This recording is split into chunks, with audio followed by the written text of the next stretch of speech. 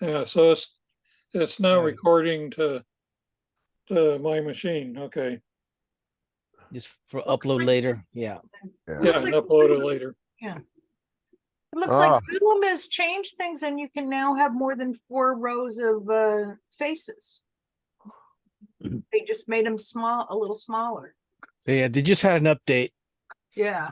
Yeah, that was where mine went skitsy. I thought I had checked, but I didn't try to start a meeting, and that's when they require you to do it. And boy, howdy, it was fun, folks. Yeah, the drill this today, folks, is Thomas is getting us started, and he can't be here. By the way, Thomas does Bob Russ know he's running the meeting today? No, I'm not sure. I didn't ask. Well, I'll let him know. Okay, I didn't. Oh, protocol. I don't know the protocol. I'm not a good Well, when the leader. president and vice president are both gone, and then the secretary runs Secretary. the board meeting. Oh God. Okay, I'll have to remember that. Anyway, Hopefully. okay. So have a good time, whatever you're doing today. Oh yeah. All right. Thank you so much, and I will be better in the future. Okay. Take care, buddy. All righty. Ciao, ciao. Just leave. Yeah. Oh, Hopefully. you have the floor, Mr. Pete. Thank you, Bob. Well, thanks again. Always appreciate an opportunity to be here. I have been advised that I do not do a good enough job of my introduction. So I've prepared just a brief slide here for you. Let me share that here.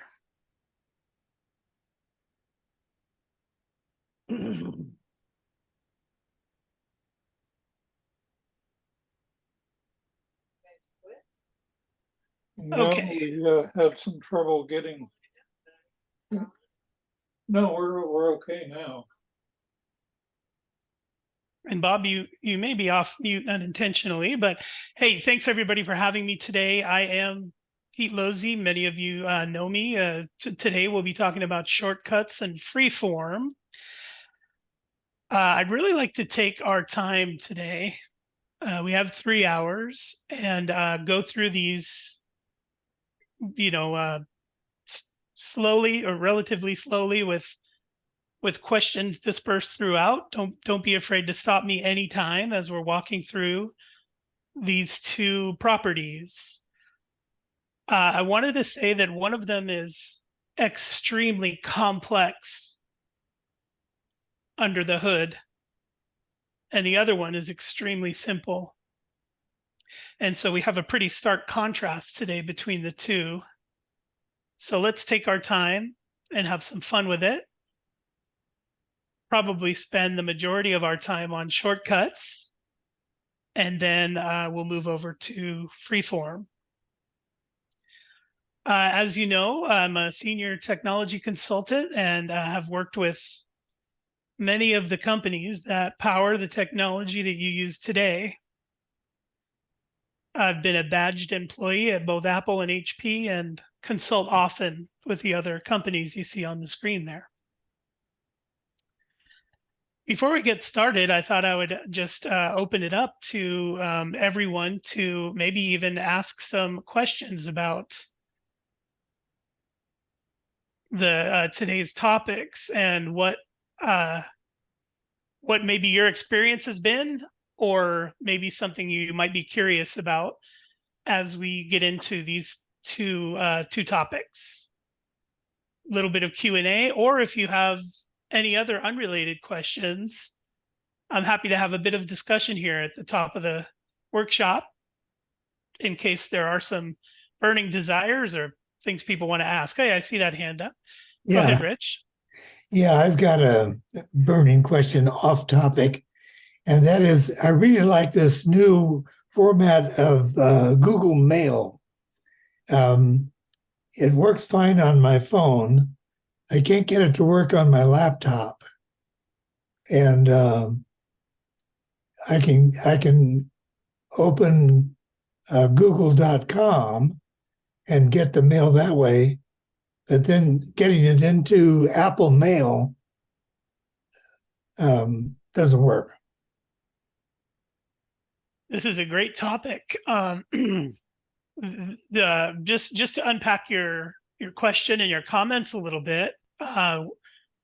When you have an email account, that email account is initiated by the provider. So if you have a Gmail account, Google is the provider. If you have a .mac or .me or iCloud.com email address, that provider is Apple. Microsoft provides email addresses. Their suffix is live.com or outlook.com.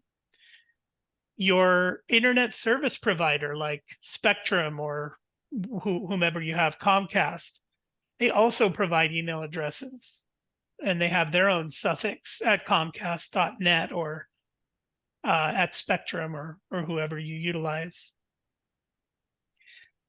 This is already confusing because your email addresses are provided by the same technology companies that provide you other things as well. So it gets a little confusing. To make the matter even more confusing, companies like Comcast or Spectrum, any internet service provider is incentivized to get you to try to use their email. They really want you to use their email. AT&T wants you to use their email address, and Google wants you to use their email address. Comcast wants you to use theirs, and Google wants you to use theirs. And there's a reason for that. All of your emails are scanned, and all of that information is compiled and provided to the technology company that provided you with the email address. They compile all of this data, they create market trends, and then they sell that. Apple doesn't, but the others do. So just picking your email address and being with a provider that you trust is step one. Now, when you create an email address with a provider like Google or Apple or Microsoft or Comcast or whomever, you have a choice. You can either access that email by going to their website, or you can access that email through a client, and I'll explain the difference. To access your email through the provider's website, if you have a Yahoo email address, you might go to yahoo.com and then click on email, and right there in your web browser, you'll see your list of email. You may have a Gmail account, and if you go to mail.google.com, you'll see right there in your web browser all your email. So one of two ways to access your email is just to open any web browser, whether it's Safari or Chrome or Firefox or Opera. All these web browsers basically do the same thing. You can access your email via a web browser. Well, the third-party client app is provided by some providers. For instance, Apple has created a third-party app called Mail. And Apple's Mail application can be used as a window into your email account. This differs from going to the web, opening a web browser, going to yahoo.com, clicking email and seeing it there. The convenience of having a client app like Apple's Mail application is that you can take your Comcast email address and your Gmail address and even your iCloud address, have them all in that simple application, and each one of them reaches out to a separate source to get your email and pull it all together in the app. Sometimes that app doesn't cooperate, and it's more difficult to get your email address in a third-party client like that. To make it even more confusing, these providers are trying to get you to use their third-party client. So unpacking all that and understanding that email can be accessed in multiple ways, either by visiting the provider site with a browser or by using a client app on your device. I recommend that you use the client app.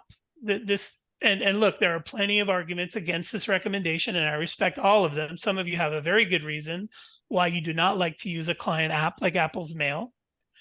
But if you do use Apple's Mail app, the convenience of it is that you open that one app. It's like a little envelope in your dock on your Mac or on your home screen of your iOS device. And when you open that, it dutifully reaches out to all these providers, grabs your mail from their server and brings it into this client app. That isn't always straightforward to set up because Google requires you to set it up a certain way and Apple requires you to set it up a certain way. Some use technologies like single sign-on and stuff. So my recommendation is to use the client app that Apple provides. It's a little bit finicky sometimes, but using that app, you can pull those email services in from different providers, and it's very convenient to see your Gmail, your iCloud, and maybe even your work email all in one app. The biggest pitfall or mine on this minefield of email, right? It is a minefield, and to get across it, you have to dodge the location of the mines. One of the biggest landmines about setting up email is not having your password right. If I took the last 100 interactions I've had with customers having trouble getting their email, 75 of them have been password issues. Now, that's not always your fault. You might have the right password written down, but somehow Apple has stored in memory an old password that it's trying to put in. Or sometimes autofill puts a password in the field that is outdated. So this even becomes complicated. Here's my recommendation. Step one is make certain you have your email address and related password easily accessible to you at all times. And if it gets updated, be sure you've updated the source of your password as well. So if you have it written down in a book and you update it on your computer, go back to that book, cross out the old one and write the new one. This is the key to avoiding many mines on this minefield. If you have your correct username or email address and password, and you know you've verified that it's correct, then you can enter that into Apple's client mail app. If your email and password are indeed correct, the result should be that your mail flows into the client app, and every time you open it, it refreshes with all of your latest messages. If that isn't happening, which, Rich, it sounds like in your case, you may have stepped on a landmine somewhere along the way, then there's some troubleshooting we can do. I like to help with that a little bit, maybe during a Zoom call so I can walk through the troubleshooting steps, but I'll just tell you where I start every time. Where I start every time is the password. How do I verify that this is indeed the correct password? The most direct way to do that is to go to the provider's website instead of using a client, because Apple's Mail app is not related to your Gmail account. They're in no way related. So the only way to verify for me that I have the right password is to go to mail.google.com, and it'll say, log in with your email address and your password. I type those both in from my written down Post-it note or list or wherever you have it. And if it indeed goes through and I see my mail on my web browser, I know I've got the right username and password. I'll then take that and apply it to Apple's Mail app. And 90% of the time, it works flawlessly. However, there are inconsistencies with things like IMAP and POP servers that are very advanced things that I would get some help with. So if you've already done your troubleshooting where you can see it on your web browser, but when you open the Mail app, it doesn't show up properly, you've verified that you have the correct password input there, then you may need some advanced help. We may have to go in and look at your server settings. They may have been changed or messed up somehow. And so that's something you might need to get help with. But rest assured that 99% of the time, if you've verified you have the correct email address and password, and you enter that into Apple's Mail application, you will indeed get the benefit of having that client app show all your email accounts and update every time it's open and live updating often. So if you feel you've tried your troubleshooting and you're still not getting the right result, I'm happy to join you on a Zoom and walk through it with you and see if your settings are set up properly, verify that you have the right password and all that stuff. But it can be a minefield sometimes. So I know that it all doesn't work as planned all the time. Oh, thank you very much. Appreciate that. Certainly. That's a complicated question. And I wish it was easier. Over the years, it's gotten more and more complicated. And I feel remiss if I don't sort of explain where those mines are on the minefield. Yeah. Well, I probably enough on this issue, but thanks, Pete. Sure. Yep. Happy to, and just email me if you want me to join you on Zoom and walk through it with you with your shared screen, because it may be just an easy. And Al's put a lot of useful links in the chat too that may be helpful. So Let me Thanks for- interject some here, Pete. sure. For Rich and anybody else, Tom Smithson still does email help. And his phone number is on the contacts page, and or his email address is on the contacts page of the website. So you need help when you can't get your email, he usually can solve it. Oh, okay, great. Thank you. Okay. Excellent. Any other burning desires, comments, questions, anything we should get to, or let's dive right in. Either one is fine with me. Yes, Bev. Am I, yeah, off mute. I am fixing to get rid of my desktop and just hook up and live off of a new MacBook Air. And then I had the wrong word for a hub or a driver or where you hook everything in. And then the Thursday or the third Saturday, a recommendation was made. And so I've been looking at some of the Anchor docking things. And some of them are kind of, I mean, you got to go in and read all the comments and details because some were saying does not work with the new M1 chip. So I presume not M2, but yet it has the Thunderbolt main hookup. And that kind of surprised me because I thought that was Apple almost exclusively, but apparently not. And yet I understand Thunderbolt to be the fastest for passing data. Do you have any recommendations of those docking type all-in-one where you just simply plug your laptop in and then have access to your monitor, keyboard, CD drive, and all that good stuff? Yeah, great question, and good for you for doing your homework because the USB hub thing is fairly complex. I'm just going to drop one in the chat for you from Amazon, one that I'm actually using now to do this broadcast. I have a lot of accessories plugged in, including a monitor and Ethernet and this type of thing. So I put that in the chat. It isn't my only recommendation, and it may not be the best recommendation based on your budget and stuff. Well, that doesn't matter. I just want to do it right the first time because I've been Mickey Mousing around with different ports and different things over the years, and the sum total of those would buy a $300 one. Yes. Yep. So, yep. Exactly. And I bought a $400 one once, and I couldn't even get that to work right. So it isn't as straightforward as we'd like it to be.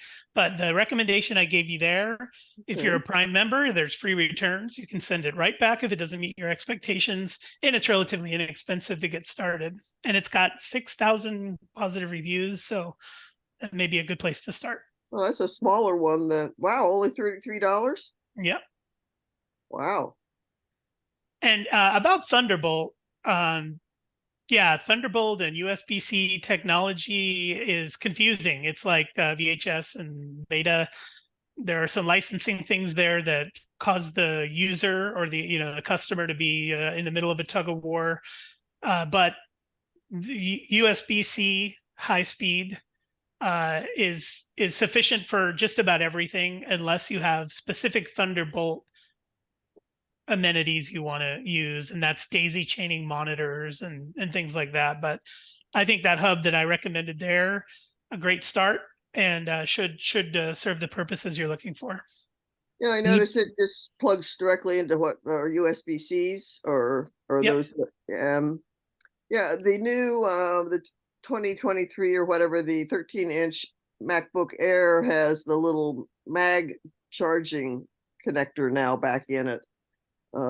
Is that a preferred or better to just charge through the USB ports, or does it not matter? The reason they brought MagSafe back was because it is a lifesaver.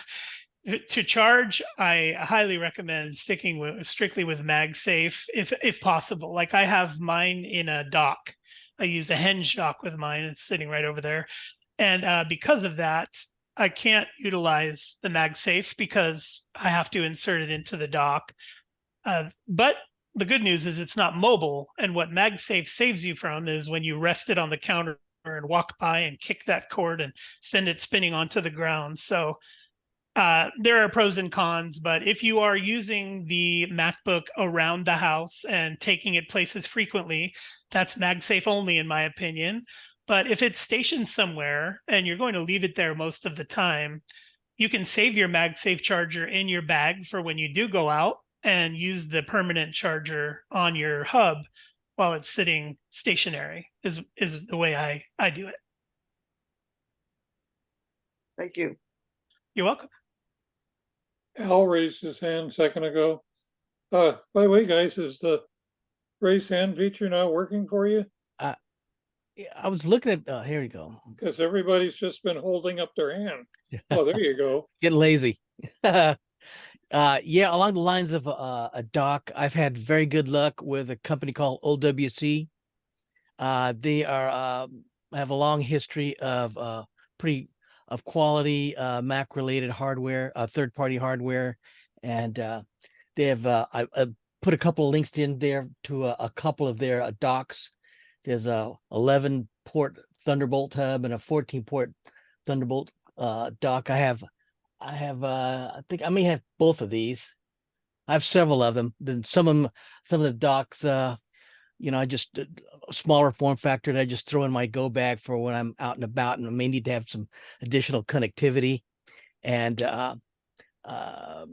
they also sell a whole bunch of other things. It's probably my go-to if I want something that works 99.9% of the time in the Mac scheme of things. So they have my highest recommendation. And I see that it looks awfully, maybe it has more ports on it. It looks very similar on a first blush. Yeah. If you click the link and, they'll show you the 14 point, I have a 14 port Thunderbolt 3, and, it's got plenty of USB stuff. It's got an SD card reader. It's got, it's just got a plethora. It's got built-in Ethernet. And so with just one plug, if you have a laptop, you can just plug it into one Thunderbolt port, and then you have access to all the stuff, and you can just leave it set up at your desk. And then when you're out and about, just unplug it and go about your way. And all these will work with the M2 chip. I believe so. I'm sure it says in the documentation, but I haven't heard well, I've got an Apple Silicon parked right in front of me, and no issues at all. It's just it trucks on and gives me more ports than I need, but I like to future-proof my stuff. There's always some gadget I might need an open port for, and the ability to just park it and leave it works really works well. Oh, good. I just did a quick screen share here. This is one of the ones I had purchased. I'm using it with an M1 Mac downstairs, and it just sits. And all these I/O ports are available on the front and back, and have never had a problem with it, other than it's not mobile. If I go out, I can't really take it with me. So a few options out there. I like all the ones that were shared, and there's some pros and cons to all of them. I just lost while flipping around. I lost my Zoom picture. I hear everybody, but somewhere. I usually go into my, so I didn't see what you showed. We see you. We see you. Yeah, I just lost somewhere in my little screen here. I lost my Zoom's Yeah. picture screen. Lower left-hand corner, there's a mute and button, and right beside it, there's a stop video. Did Oh, you I see. accidentally Well, I hit that? just hit my Zoom. Okay. I find I have to go back and hit the Zoom icon, and then I got everyone again. Pete, would you show me that again, what you held up? You know, I dropped the link in the chat for you to Oh, just okay, sort of super, another peruse at one. your leisure. Perfect. Yeah, Yeah. should work. All right, thank you. Anybody else could use the hand up feature or just come off mute? Oh, go ahead. No, I was just gonna ask, have you been playing with the with iOS 17 at all, and anything on the horizon that excites you? Any features? Just looked at installing it today. I just have not had time to get to it so far. And as we talk about often, I have a mission critical iPad, and often it's a bad idea to install the betas on a mission critical device. So I do feel I need to get around to it soon so I can explore it, but no, have not looked at it yet. How about you? I have not. I'm like you. I don't haven't. Well, I do have an extra device, but I just don't want to give them up for yet. I just too busy. Life gets in the way. Yes. I Al, installed it on an extra iPad the other day, but I haven't had time to play with it. Al, you might like this. I'm going to get a little dizzy with the camera here, but my iPad just hovers right where my right hand is, Nice. almost magically with the use of this this arm here. I can adjust it to hover anywhere I want, and it's magnetic, so the iPad just pops on and pops off. It's really good for reference while I'm on a Zoom meeting or something. Do I you can do any telestration at all? Writing on the uh, screen? sometimes we do whiteboarding and stuff, but yeah. Do you do that Uh, with the with what app do you use to do that, or do you do that inside of Zoom, or do you have some other arrangement to do that? Yeah, Zoom has a great whiteboard, and we use Teams a lot. These big companies want to use Teams for their security and stuff, so I'll log into Teams, and there's good whiteboarding that can be done there. The Freeform app is also a great whiteboarding thing. It's a peer-to-peer connection. You can pretty much share it with anybody, and both, you know, even if you just want to be on the phone and be on Freeform at the same time, it's another great way to do it. We'll learn a bit more about that later. Great. Look forward to it. Okay, Anna, I see your hand is up. Yes, it's a question about Freeform. I really love it. I use it for vacation planning with friends so that we can collaborate. But I also found how to customize my folders in Finder. And it doesn't translate to my iOS devices. So I can show you on my MacBook Pro, I can customize them. So I can put a phone for phone. I've got a health thing. I've got a photo. But when I pull it up on my iOS devices, those customizations aren't visible. Yeah. Is that, am I stuck with it? Yeah, for now, that's a limitation. Over the years, you've probably seen iOS and macOS keep inching closer and closer towards each other, right? iOS used to look nothing like macOS and vice versa, but they are still based on a different underlying software. So until they're merged completely, or if ever, yeah, there'll be some Finder limitations like that and syncing issues and things that don't exactly translate, but yeah, I know that's inconvenient, especially when you get it set up just the way you want it, and then you go over there and it doesn't propagate. If anybody is interested, I wrote up the directions. I can stick it in the chat, but I don't know how. If you're like me and like playing with folders. It's also been posted on Facebook. I don't know, either Al or myself posted. Okay, maybe that's where I got it. Yeah. Yeah, several weeks ago.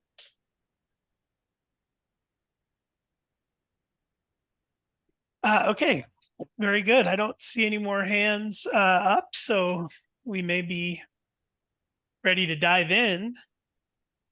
I'd like to take this kind of slowly because the complexity of the app we're going to talk about, which is shortcuts. I'm going to share my screen over here because I'm going to use iOS to demonstrate shortcuts. And I'll get into that reason here in a moment. But yeah, here, let's jump in and discuss the Shortcuts app.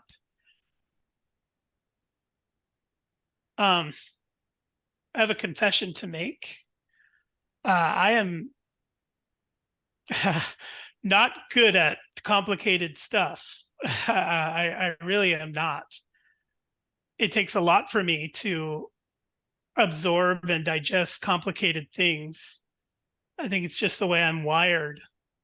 And so if I didn't have the utility of getting down to the most simplest way of looking at something, then I would be overwhelmed all the time. So it is my own weapon, I guess, to look at something and dig down and drill down until I find its simplest form. For me, that's very helpful. I thought I would share with you kind of what I got to with the Shortcuts app. The Shortcuts app is based on these two statements. If for a moment you can, forget everything else you either know or have preconceived notions about the Shortcut app. It is strictly at its core these two statements. If this, then that. By the way, there's an app called If This Then That. It is getting a phone call. No, I do not want to talk about my car insurance. Okay. I should be on Do Not Disturb. There we go. Okay, sorry about that. Yeah, so wait, where am I? Where's Zoom? Back to Zoom. Yeah, so if you just think in terms of this statement and forget technology for a moment, let's forget technology for a moment. And let's just think of if this, then that. With real life stuff, like if I don't water my grass, then it won't remain healthy. Or if insert here, if I cook my chicken to 165 degrees, it will be safe to eat. It's just like we use if this, then that all day, every day in our regular lives. If you think in terms of technology, you might be able to come up with some ideas of your own that you find helpful. Technologically speaking, we can lean on our devices for some stuff. So I came up with a few things I'd like to cover today. I have 4 examples that I came up with, and what we'll do today together is create these 4 examples. If you'd like to follow along, I encourage you to. The Shortcuts app is probably already installed on your device because at some point Apple sent a download within an iOS update. So if you don't have Shortcuts on your device, at some point you may have deleted it or somebody may have deleted it for you, but searching the App Store will take you right to the Shortcuts app. And I'm going to display the app icon on the screen here. This is the Shortcuts app icon. When you go to the App Store and you search, there's going to be a lot of competing apps that call themselves Shortcuts, but none of them are Apple's core Shortcuts application. A reason this is important is, like, let's take a competitor like If This Then That. There is an app out there that you'll probably even see if you search Shortcuts in the App Store. And the reason these differ from Apple's Shortcuts app is because Apple has allowed their own internal first-party app to access things on your device that they will not allow any other third party to access, thus making it very secure and very easy to access some of your device's services. Excuse me, some of your device's services. One of these services is location, for instance. Some of your third-party apps can access your location, but Apple allows your app, the Shortcuts app, to access it natively. And as a matter of fact, dig into more nuance about location and stuff. So these permissions are given by Apple within their own first-party app that the third-party app developers don't get the benefit of. So if you have been a user of If This Then That, the app, let's say a competitor, and you say, well, I really like it, I don't begrudge that. However, you are missing out on a lot of core services that are easily accessible within the app. Another thing I want to point out here is that the Shortcuts app becomes a bit more useful on your mobile device, iOS specifically. So your iPad, your iPhone, both run iOS. Your Mac runs macOS. It differs a bit in the way the software accesses the hardware. So for instance, on your Mac, there's a whole different accelerometer and different radios and things that aren't as easily accessible as your iOS device, just because they're built for mobility with the cellular antenna and the way the Wi-Fi works and different things like that, proximity sensors and things. So the value of the Shortcuts app tends to be a little higher, in my opinion, on iOS than it is on macOS. But today, I hope we have an opportunity to look at both. But if we don't, I'm going to focus mostly on iOS. And I'll show you why here in a second.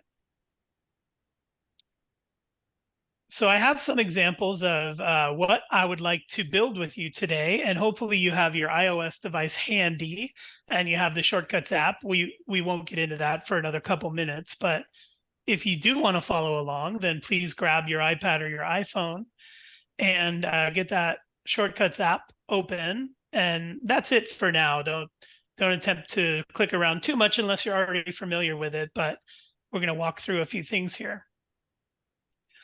I pulled up this If This Then That columns so we could look at ways that in real life we may benefit from this statement and our technology combined.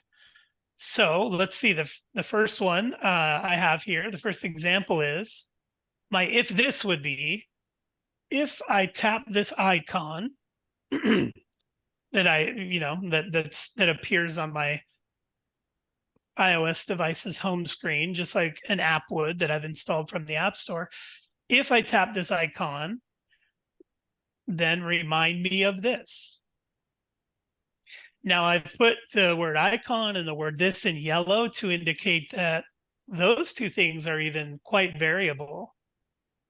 I can create icons and organize them in very specific ways, which we'll look at in a moment. And the this can be many, many different things. The shortcut that we're going to acquire based on this statement, if I tap this icon, remind me of this, is something Apple will provide to us. It's already built, which I think is great. We don't have to do any more than just activate it on our device. But the next three we're going to build ourselves. And those are, if this statement would be, if I arrive here, then ask Alexia if she needs anything. Now, Alexia is my wife, but I put that in yellow because that can be anybody we want. And the here is in yellow because in this case, it means the grocery store. So if I am out and about and we have a local grocery store that is our go-to, so we frequent that store all the time. It's a few minutes away from home, and I've found that every place I've lived, I've got a go-to grocery store. So if I arrive at our Publix, that's what ours is called, right up the road, a text automatically gets sent to Alexia asking if she needs anything, because my location tells me that I'm at the grocery store and that if she needs anything to let me know. This is automatic. I just keep my phone in my pocket. And when I approach the front door of Publix, she gets a message wherever she is saying, do you need anything from the grocery store? I get to customize that message, and I'll show you how here in a moment. Now, one thing I want to say about the Link Master is that I see a lot of good notifications on my screen that there's a lot of good links going in there. I would remind you that that gets sent out afterwards as a record. So if you're seeing those same good notifications that I am, and you feel interested in following those links, it may distract you from what we're talking about here in the moment, but later they're provided to you where you can have them all and follow them at your leisure. I fear a little bit that if you follow one of those links, you may get lost or receive information that's out of order or something. So I would say that just for this walkthrough that we're doing here, great links there, but let me remind you that those will be available to you afterwards to peruse at your leisure. Another thing is if this then that statement is, if I leave here, then we would let Alexia know. For instance, if I leave home, or a better one that I've implemented recently is my 2 kids just started school and they come home on the school bus. And I've set up automations where the minute they leave the school, I'm notified. And this way I know they've left the building and I should expect them home in the next 30 minutes. And so for me, that's important because I want to know when they're on their way. And I want to make sure if there's anything I need to do to prepare or just keep an eye out, I can. Or more importantly, if they've left school unexpectedly and there is no reason why they should be leaving at that hour, I can investigate. So that's something for me as a parent of high schoolers is very important, but I'm sure you can all imagine your own application of these. And the next one is if I tap this icon, set up my device like this. So here's another cool one where we may have frequently used setups. I think it was you, Bev, that during our workshop was saying, I don't want to close all my tabs because Yes. Yep. Because I don't want to have to reopen them all. Well, we can create a shortcut where you can set up your device exactly the way you like it with one tap. Meaning, hey, I'm gonna, you might call a shortcut vacation research, which great example for the use of freeform as well. But you might set up a shortcut called vacation research, and that shortcut may open a web browser and your vacation research note side by side in the same window. So you can drag websites or pictures from the web over to your note as you're building up research for your vacation. And Pete, I can add that I used your tip and got everything all closed out and updated on all my devices. So I am current 100%. Thank you. Love it. I appreciate that. That's amazing. And how easy is it to just click the button and there everything is that you wanted, right? Yeah. Yeah. So I'm going to jump into the Shortcuts app here on iOS. And just take a look at it with you. See if I can move myself out the way here. There we go. If you've opened the app, I recommend that if you are following along with me, that you just tap on gallery for the moment. Your sidebar may be closed and your app may look more like this with the sidebar closed. But in the upper left-hand corner, you can see there is a sidebar icon that will toggle that sidebar on and off. I recommend if you are following along that you open that sidebar and you tap gallery. And for now, that is all we really need to do as we tour the interface together. On an iPhone, this will look a little bit different since the screen is smaller, so you'll probably have a little bit more squeezed real estate, but everything is relatively the same. I want to talk about the gallery first, because over the past 2 years, this has really turned into a robust place to find shortcuts that you didn't even know you needed. So as I'm in gallery here, I can scroll and basically look through a store, just like the App Store, just like the iTunes Store. That's what we're looking through here. The good news about this particular store, let's call it, is there's no fees for anything. This gallery is all free shortcuts provided by Apple. And so if we look through these shortcuts, we can see what's featured here. And these are all shortcuts that are just featured. I'd like to point something out to you in this screen here, and that is that there is a header called Get Stuff Done. You see that one? And then the next header is called Quick Shortcuts. And as we scroll down, we see all these headers: Get Organized or Essentials. Those headers are categories that can be expanded by tapping the See All button all the way over to the right there. You see, I see Get Stuff Done, and then I see See All right over there.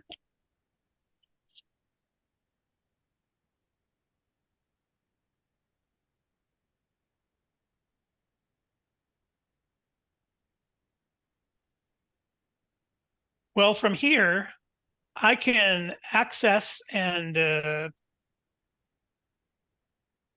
download any of these into my own collection. So let's do that. One of the ones I gave an example on was when we were talking about if this, then that, was if I tap this icon, remind me of this. So that is one that is provided by Apple. To find it, let's just search together. We can use the search bar in the upper right-hand corner and just type in remind.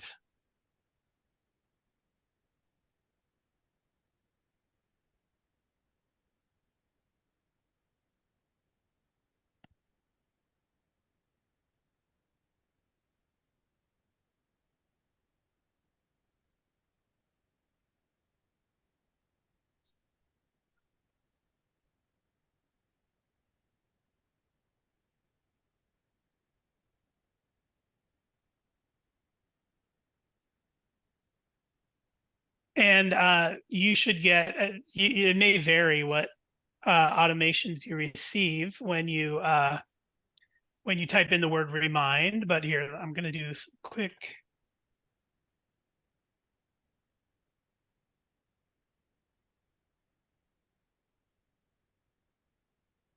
One second.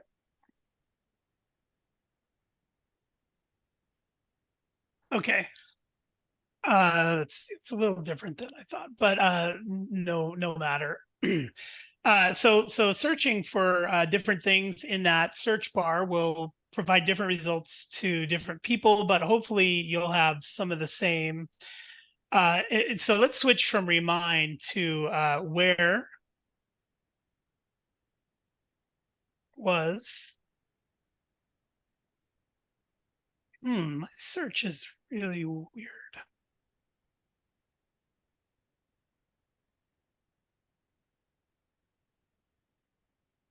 Sorry, one moment. The search is only pulling certain things and not pulling everything. So I'm trying to troubleshoot here on the fly to see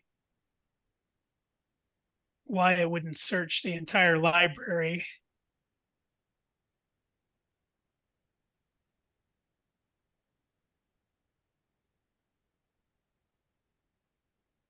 Okay, let's see. I may have to quit the app. Oh no, that's not okay. That's not bad. So let's install our first shortcut from Apple's offerings. We won't create our own until we've done one that's readily available, but then we'll create our own as well. So if you're following along, let's just in the search box choose the word where. That should bring up similar results for everybody. And one of these is called Where Was This Taken? That's a shortcut that is available from Apple's gallery gallery. And again, it's free. So you should have a little plus in the upper right corner of the icon for the shortcut. Mine has a check mark already since I downloaded it a bit earlier, but yours will have a plus. To acquire that shortcut, all you have to do is click the plus and it should turn into a check mark for you. Once it's turned into a check mark, if I go to the left sidebar and choose all shortcuts, it should be in there. Now, my window is going to look very different than yours, only because there's a lot of shortcuts that I have experimented with or created myself. So those will appear here on mine, but yours could be quite different.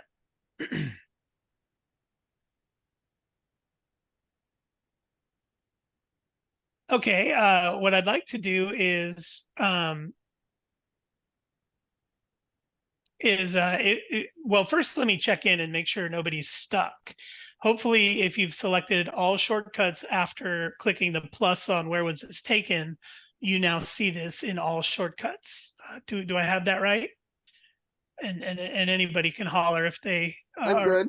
Okay. Well, in that case, what I'd like to do is, what I'm going to do is demonstrate what the shortcut does, and I may just move it up to my upper left position there, just so it's easy to see and it's not buried in the others.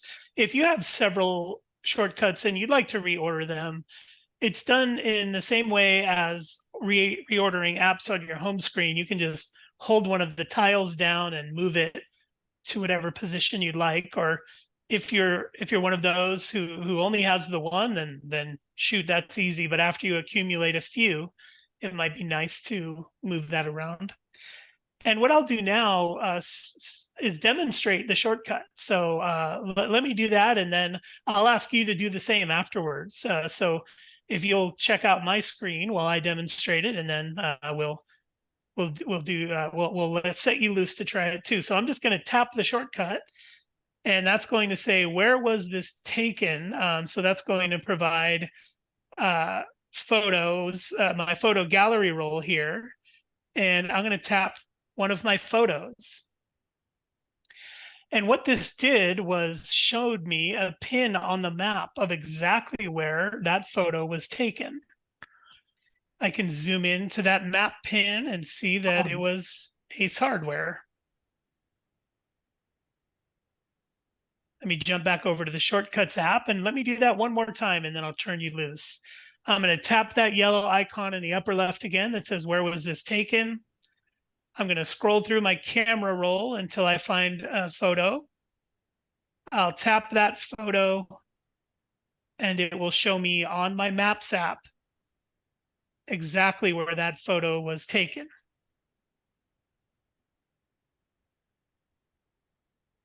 Many of you over the years have asked me, how can I find out where a photo was taken? And this, in my opinion, is the most direct way to do that. I see that hand, and I'll be right with you. Now, I want to note here that people who share photos with you, or if you download photos from Facebook, they work this way too. This is one of the reasons why I've recommended in the past that with these social media sites like Facebook and others, Instagram, that you're careful about whether or not your location data is embedded into the photos you post. By default, it is. So often you have to go into the social media apps settings and tell it, I do not want to share location information when I upload a photo. Otherwise, folks like me who have downloaded the Shortcuts app can pinpoint exactly what location a picture was taken at. Anna, go ahead. I'll take that question. I would assume this only works with photos since there's been geotagging. So older photos, it's not going to know. Yeah, great call out there. geotagging is the term used to describe the process of adding lat and long coordinates to a photo. You can even see on my screen here in the left sidebar, not only does it pinpoint the address itself, but it is the exact map coordinates. You could copy and paste those and use them for other things if you wanted to. But this is, indeed geotagging. Now, iPhones, pretty much since they came out, have been geotagging photos, but digital SLRs and other standalone point and shoot cameras don't typically have geotagging built in. Many of them do today, but it isn't standard on all cameras. So yes, as you're scrolling through your photos, you may click on one that says, we do not have a location for this photo, only because it was not geotagged. Great, let me get back to shortcuts here. So that is a convenient shortcut that you can use by opening a shortcuts app and tapping on the icon. But what I would like to do is dig a little deeper, and let's talk a bit about what's happening here. Why is it that this shortcut is doing something that doesn't seem like I can just do myself? Or what's under the hood here? What's happening? So let's take a look at that. What I'm going to do next is, instead of tapping the icon itself, I'm going to restrict my contact to that little ellipsis in the upper right-hand corner of the icon. Those 3 dots, I'm going to tap that instead of the icon itself. And this brought up what is the internal workings of an if-then statement. Folks, if you are intimidated by this, you should be. Mhm. I want to spend a second just saying that nobody I know can look at this and ascertain everything that's going on easily. This is difficult, even for coders that I know and programmers, because there's a series of if-then statements happening. And those if-then statements are written by Apple's programmers. So this particular if-then statement is very complicated, and I don't expect any of us to really understand how to digest this. I have spent time reverse engineering these things and trying to figure out what all of this stuff means, only to end up in the fetal position under my desk weeping because this does not translate to English. That does not mean that all shortcuts are complex. And that's one of the reasons I like this one. It is very complex yet simple at the same time as far as the utility of it. We're going to build our own shortly. And you'll see that while this is a complex one, there are easy ones as well that are fun, in my opinion, to build. Hello. Hello.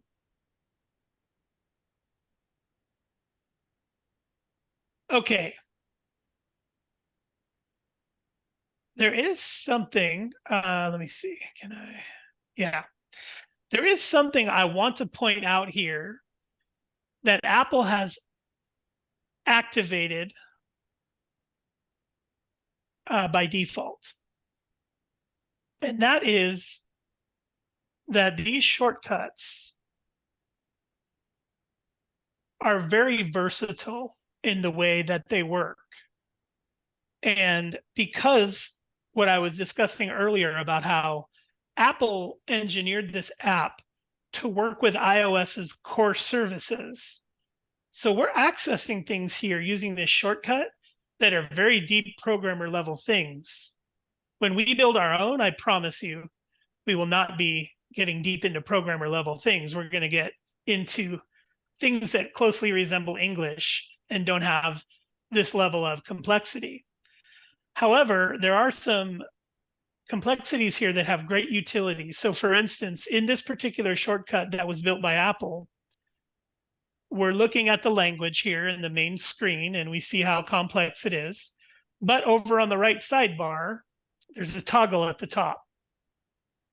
And that toggle is the shortcuts or the information toggle. You see the eye with the circle around it up there on my screen. And I want to toggle the information of this particular shortcut. Just a reminder, folks, because I know this can get very complex. I just want to remind you that all it took to get here was opening the Shortcuts app, like you see here, and then tapping the ellipsis of the shortcut you want. That's all it took to get here. Just a reminder. Sometimes we lose how we got here or our path. That was it. What I've suggested once you're here is to toggle on the information about that particular shortcut using those two options in the upper right. One is shortcut attributes and the other one is information about the shortcut. There are some very useful utilities under this information bar here that you see over on the right. Let's talk about them one by one. The top one that says add to home screen, pretty amazing because it takes this shortcut and basically turns it into an app icon on your device. So for example, I'm going to leave shortcuts for a moment and just go to my iPad. And you see here's my home screen. And I've got all my app icons just like you do. What I'm going to do in the Shortcuts app is I'm going to use that first option under the info there. That first option, which was add to home screen. So let me tap that now so you can see what that does. It shows you a little preview of the icon that'll now live on your home screen. And when I tap add, well, look at that. It's an app on my home screen. Wait, what does this mean? What are you saying, Pete? I'm saying that now that shortcut has been taken from the Shortcuts app and put right on my home screen, where to access it, I don't have to open a single application. Right on my home screen, I can tap that icon. It's going to pull up my photos, just like we saw earlier. And from there, I can tap the icon or tap the photo itself, and it's going to open the map. Can we go back? I did not see how to get to the add the home screen. He's talked about toggling shortcut attributes, but I don't have add to home screen or details privacy. I have the other part. Oh, okay. Yeah, here, let me see. Oh, are you on your Mac or are you on an iOS device? I'm on the iPad. Okay, perfect. So yeah, step one was opening the Shortcut app, obviously. Yeah. I'll let my screen catch up here. Step two was accessing the shortcut details by clicking the ellipsis in the upper right of the shortcut itself. Yes. And then you should have two panels now. That's what I'm looking at now. Perfect. And does your right-hand panel have two options up at the top there? The blue and the little eye? Yes. Okay. Tapping the eye is where you get to some of these valuable utilities that Perfect. we're talking Thank about. you. Certainly. When I tap the add to home screen button, you can see that that was now placed on my home screen as an app icon, giving me all the convenience of launching it like I would launch an app without having to ever open Shortcuts again if I didn't want to. I could live the rest of my iOS using days without ever opening Shortcuts again if this was the only one I wanted. And as you can see, when I tap that on my home screen, just like when I tap on any other app, it starts up and gives me a display of all my photos. I can scroll through them and tap on any one that I want. And up pops my map app with a pin in it with exactly where that photo was taken.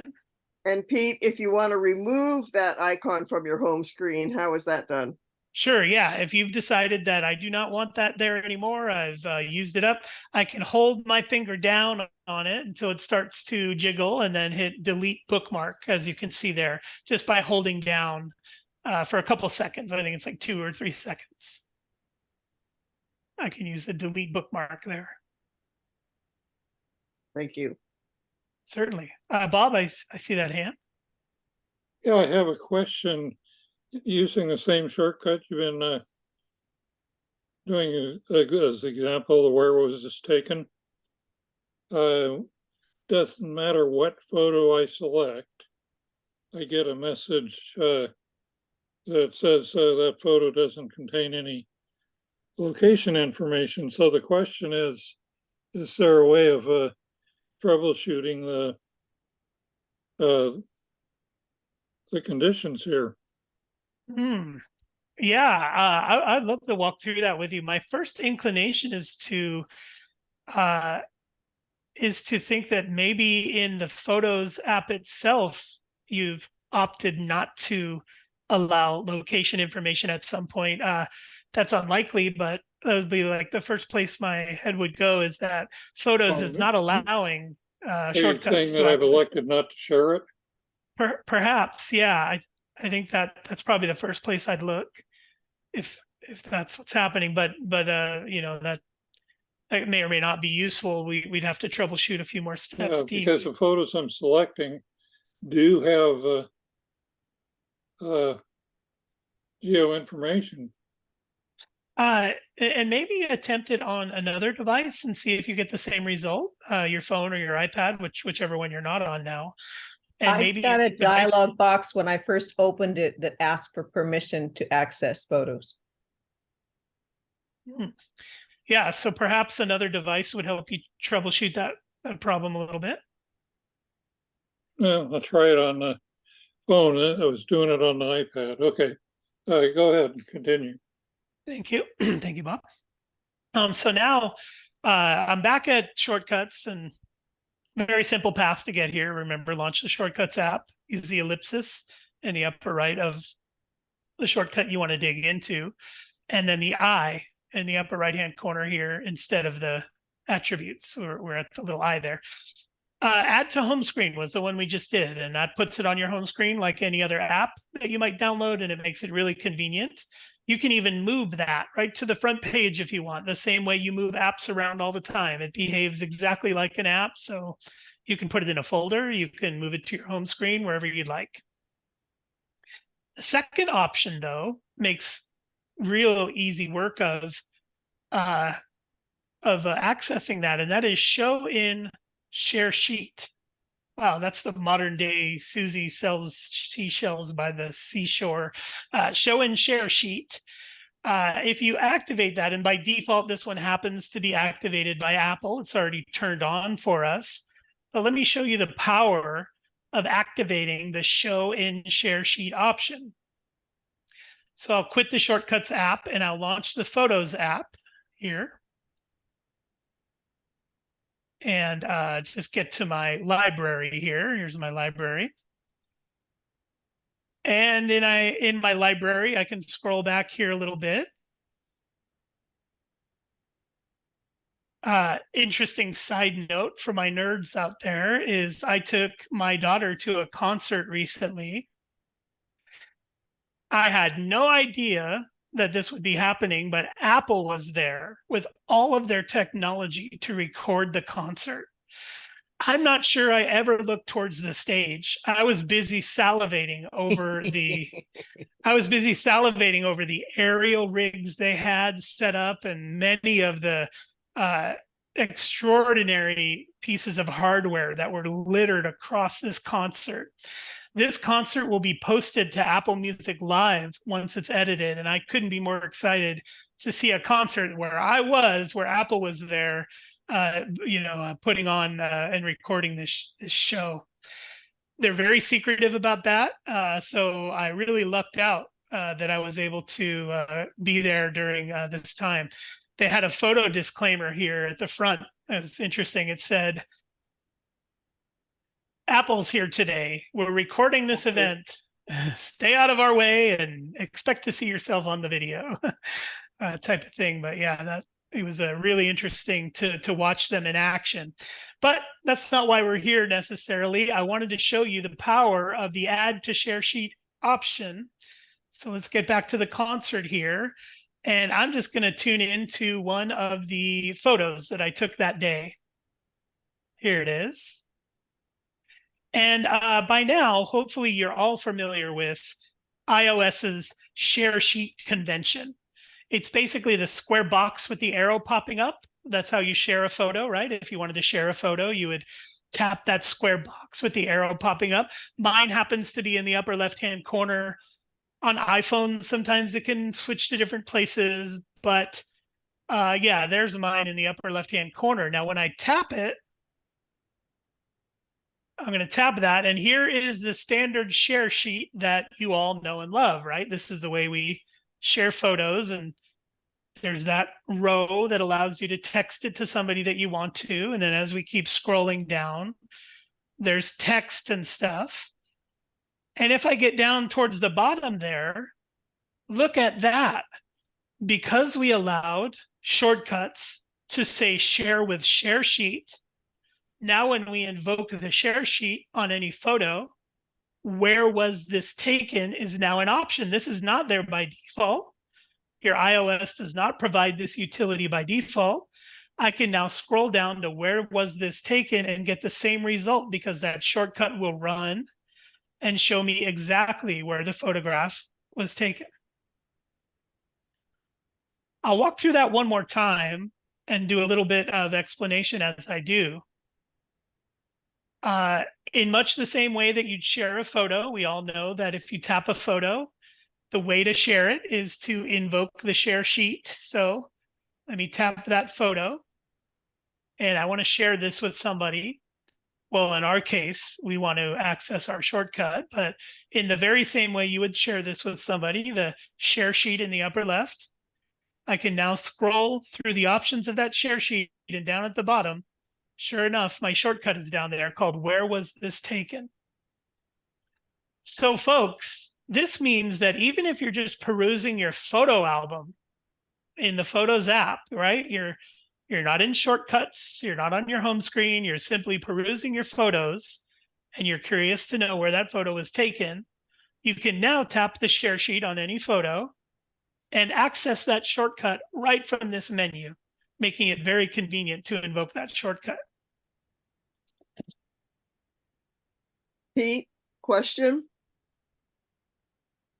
I'm not failing to see the utility of this, because if I scroll through my camera rolls, I can just press right when I'm looking at a picture, the little information thingy, and up comes my location and what focus thing, and I have a little map where it was taken.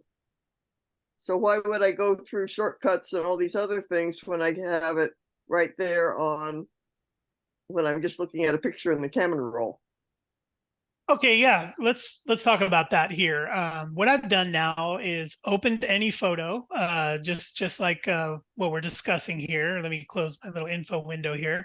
I've got a photo open, and I can use the eye in the upper right-hand corner, that little eye icon in the upper right-hand corner, to invoke more information.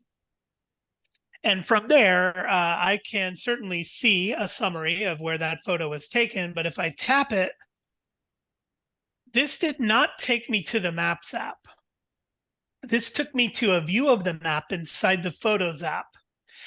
And while that is useful, it, for me, isn't quite the same as dropping a pin in the very coordinates where that photo was taken.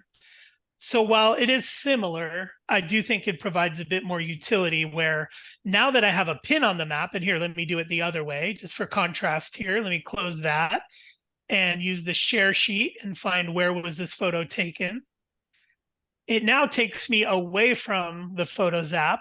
I'm in Maps, and in Maps, I can save that location. I can research further. I can make it a favorite pin on the map. So it provides a little bit more utility than the standard map view of where it was taken. But a good point to bring up is there is some duplicate utility there. This is just much deeper.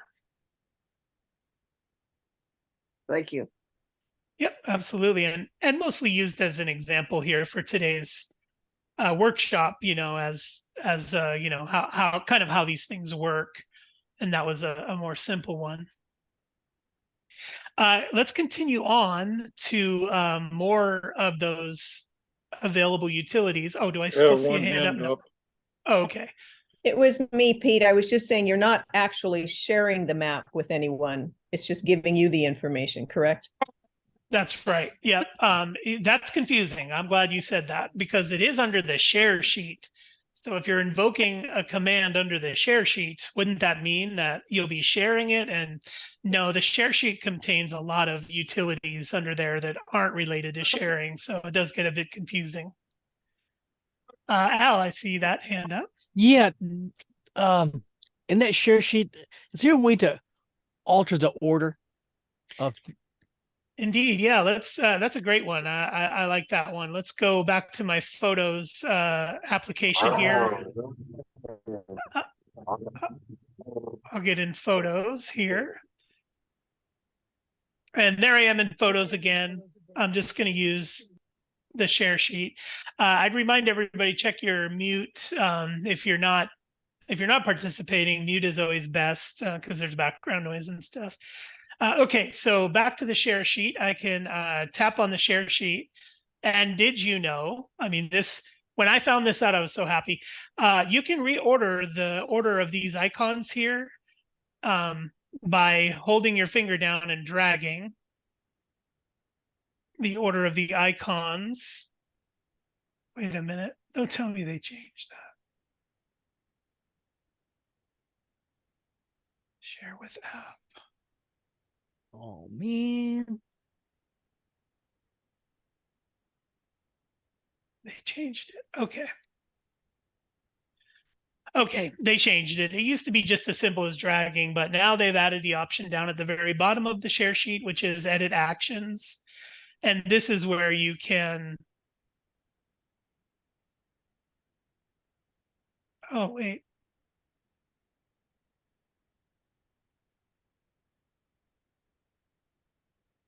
Gosh. Suggest less.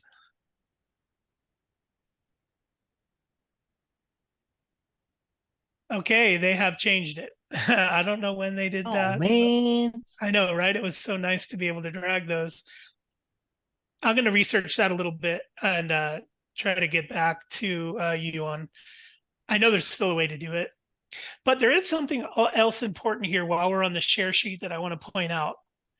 And by the way, the share sheet is universal. The same share sheet window pops up in other apps as well. If you're in Pages and you want to share something, a Pages document, you have a share sheet. If you're in Mail, there's a share sheet. This share sheet convention, that little square with the arrow popping up, you'll find that everywhere, and it all invokes the same sheet, which is what we're looking at here. If you're in Photos, sometimes it has different options for you, but I want to call your attention to the very top of my window. You'll see a small icon of the photo I've selected. It tells me I have one photo selected, and then it has options underneath it.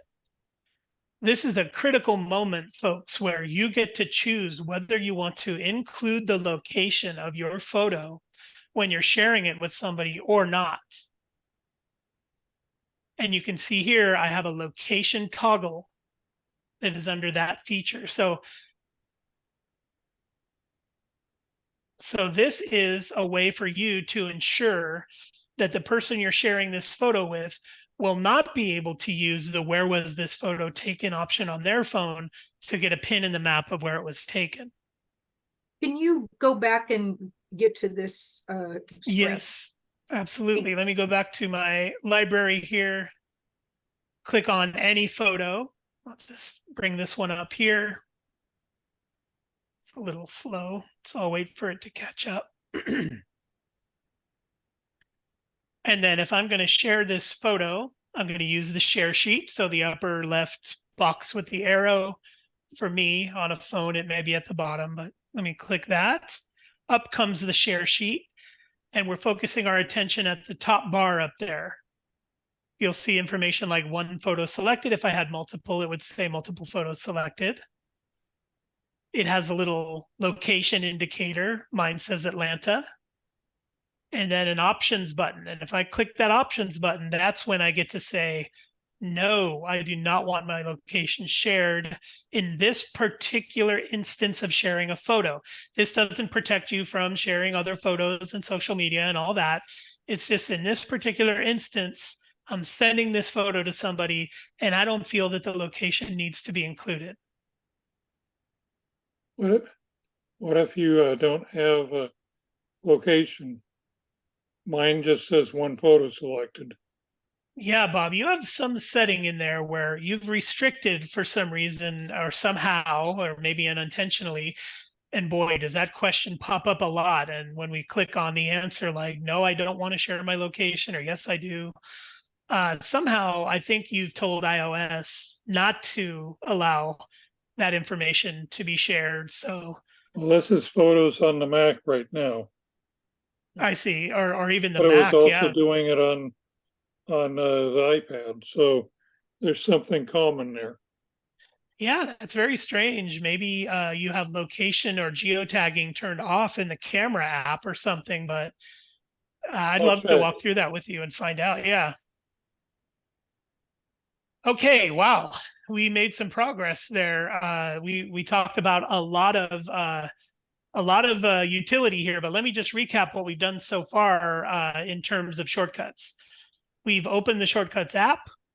We've searched Apple's gallery for one of their offerings, which is called Where Was This Taken?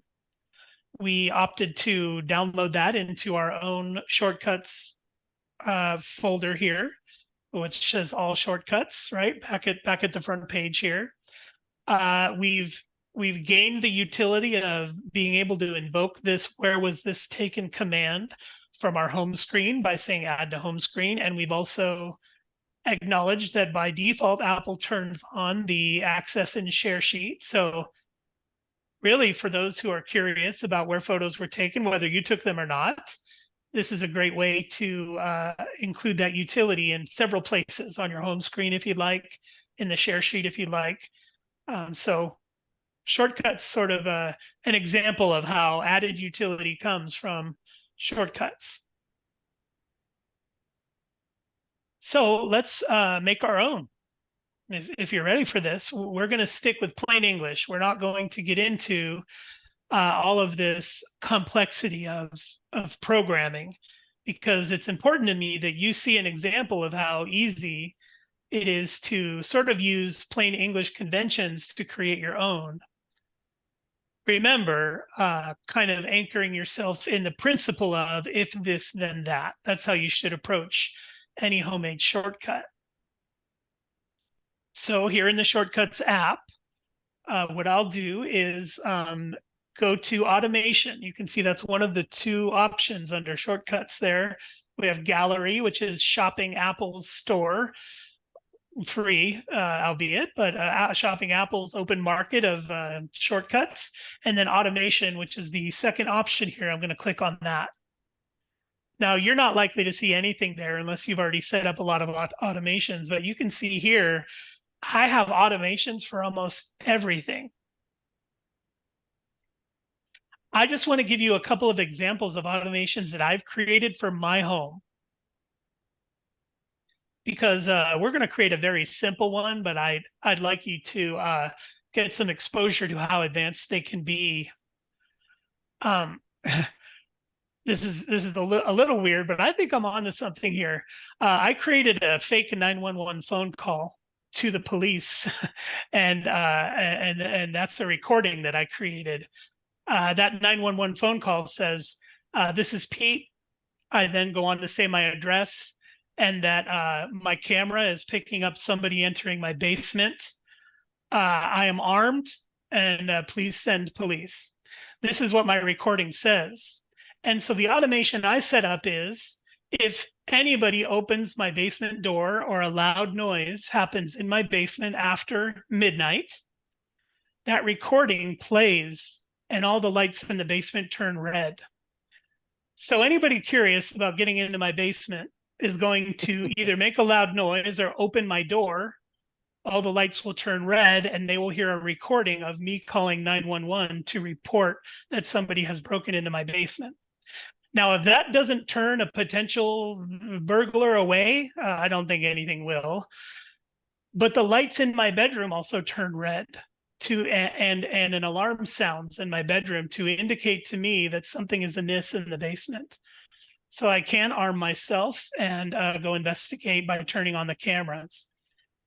All this complexity happened right here in the automation app, except for the production of my faux 911 call, which I had to do myself. I use GarageBand for that. Some other things that you might see here is I bought a very inexpensive leak detector. My leak detector was about $60 and it detects moisture. I've placed that leak detector in places where it would be catastrophic to have a leak, under your washing machine, under the refrigerator, or in your basement. If that leak detector detects moisture, everybody in the house gets a push notification and all the lights in the house turn blue and an alarm goes off on all the home pods in the house. I can't tell you how much peace of mind that gives me, knowing that if I'm away and there's a leak, instead of coming home to a swimming pool of water, I will be notified immediately and I can perhaps dispatch my neighbors to help or whatever the case is. This all done with a $60 device I bought on Amazon that detects moisture and is HomeKit compatible.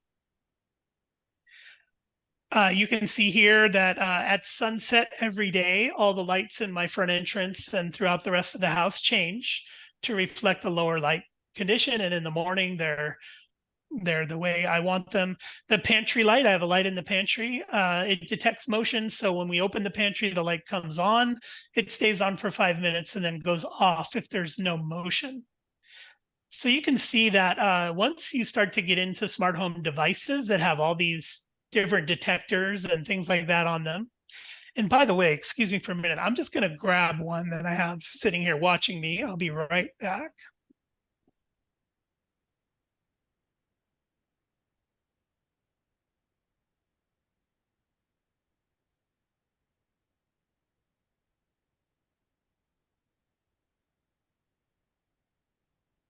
Sorry, I'm back here. Just in case you think that the technology is too advanced for you, or let me see if that'll. It appears to be an eyeball, doesn't it? It looks like an eye, and it will light up. This little thing right here, I paid about $60 for on Amazon. And it does the following. It sees, it's not a camera though, but it sees, so it can detect if there's any movement in a room. It also has a temperature sensor in there, so it can detect any temperature changes in a room. So I have this thing set up to let me know if it sees anything after a certain hour, any motion in the house. It also tells me if there's a spike in temperature. What do you mean it tells you, Pete? Well, that's up to you.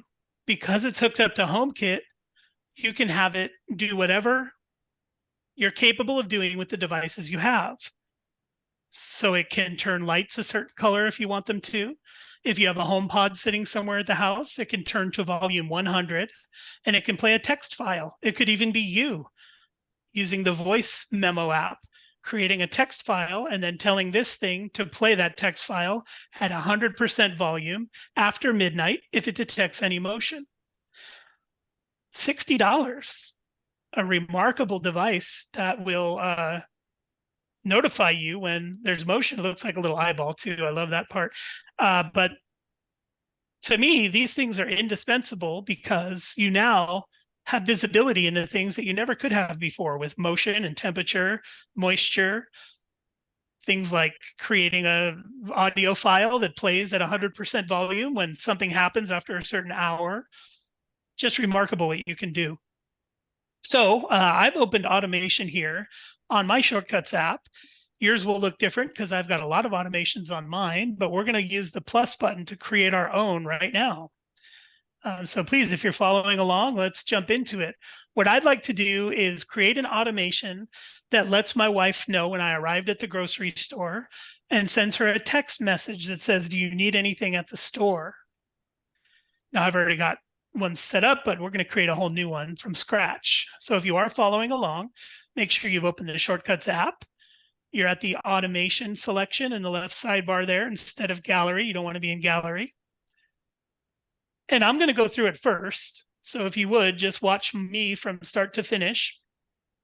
And then I'll do it again a bit slower and talk a bit, kind of wait for you if you'd like to follow along. So here's me tapping the plus button in automation, and here I get two options.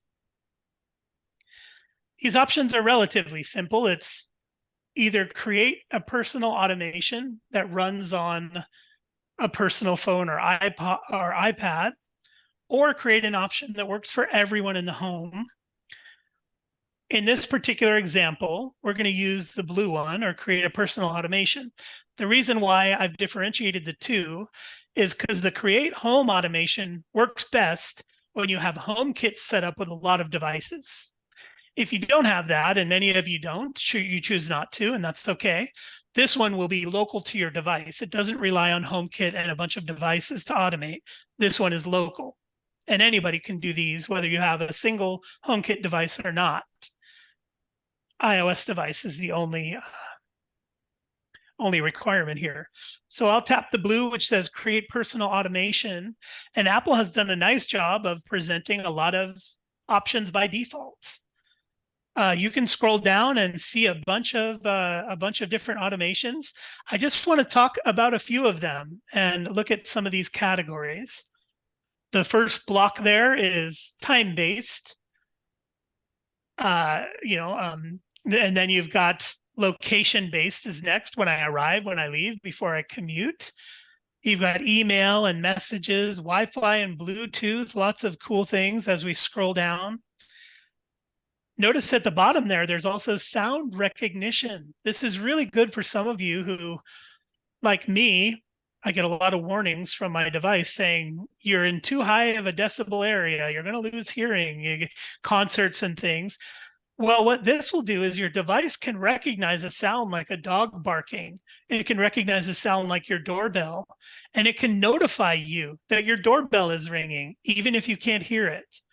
The phone will, and it will say your doorbell is ringing, even if you didn't hear it. This is also good if you have headphones on, you're trying to watch TV, and your device is nearby. You'll see it pop up. It'll say your doorbell is ringing, even though you can't hear it, because your iOS device microphone can pick up that sound.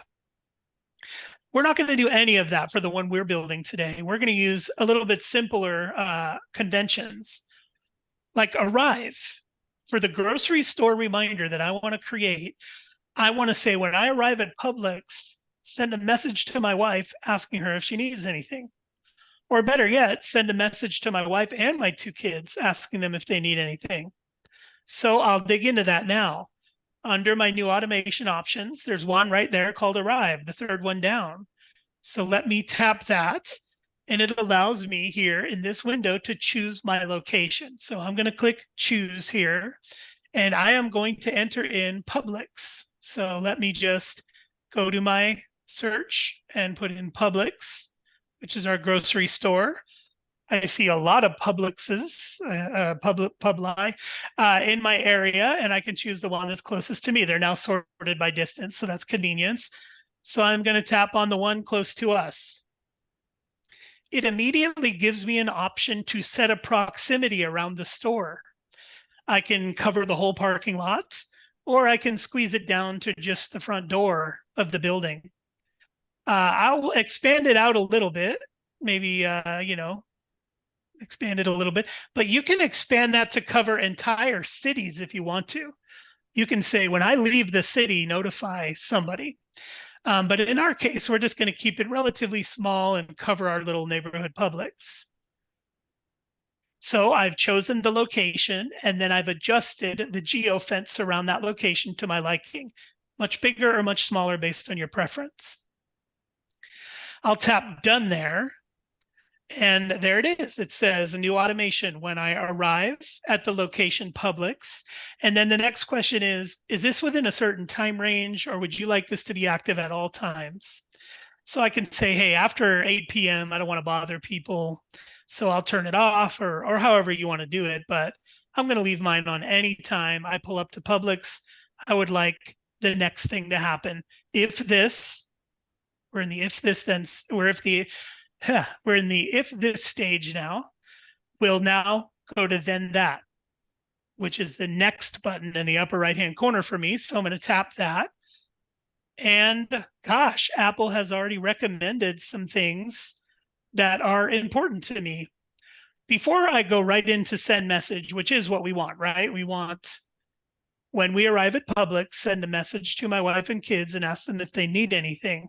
But before we get into that, look what else we have. Open app.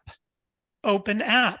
That's interesting. That might mean that when I get to the gym, I know that they're going to want me to show my QR code when I walk in. So why don't we tell that app to open when I pull up to the gym so I'm not looking for it as I walk in? It simply opens as soon as we arrive. Maybe that is also true of a coupon app you have when you get to the grocery store. Or maybe you're going to a concert or a show and your tickets are in an app. Well, let's assign that app to open when we get there. That's another option. Play music is a pretty cool one too. Just to get a giggle out of my family, I made it so whenever I pull up, all the HomePods in the house play Darth Vader's theme song at 100% volume, so they know I'm home. It doesn't do that anymore. They got sick of it after the 100th time, let's say. But you could even play music. And it is not limited to those three. Folks, you saw how complex this app can be. You can dig in and pretty much do anything as a result of if this. So here we are in the then that stage. And what we'd like to do is send a message. I saw that hand. You can go ahead and ask your question.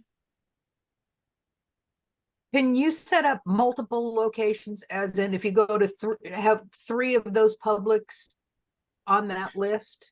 Yes. Okay. So there is no limit to the number of automations that you can create.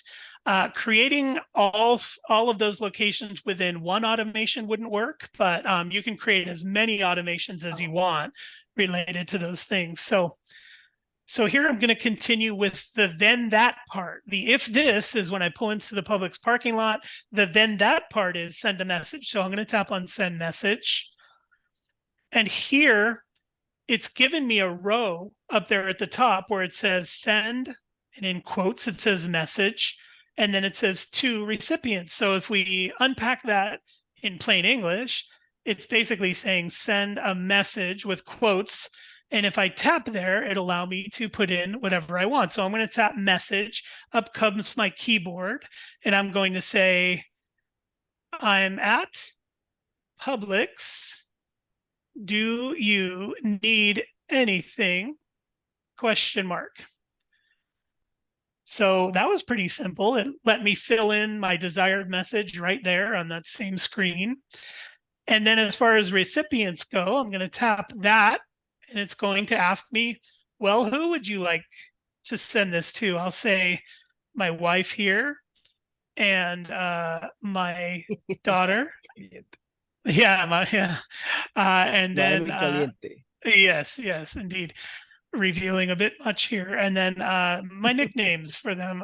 So those are the three people I want to receive the message of I'm at Publix. Do you need anything when I pull up to the parking lot? So if I click done here, and we'll go through this one more time with you following, if you so desire. But gosh, that really wasn't that. In spite of the very complex process we're setting up, the setup really wasn't too complex because it was pretty obvious to me that the quotes would be where my message goes. And the to is the people I want to send it to. So send, I'm at Publix, do you need anything? To Alexia, Kylea, and Isaiah. That to me flows pretty logically. So now if I tap next, it's giving me a confirmation. It's saying the if then statement. If I arrive at Publix, send a message, and then I'm going to tap done. And now you'll see that appears at the top of my automations. And so now anytime I pull up into the Publix parking lot, without me even touching my phone, an SMS message is going to send out to those three people asking them if they need anything. And I'm sure I'll get bombarded with requests. So use this, use caution with this one. Keith, I see that hand. can I use when I arrive someplace to call a telephone number as opposed to send a message? Oh, absolutely. Yeah. If I'll show you that option as we build our own together. So the next step will be we'll build our own together. If you are following along, I'll go relatively slowly and confirm that after each step, everybody who is following has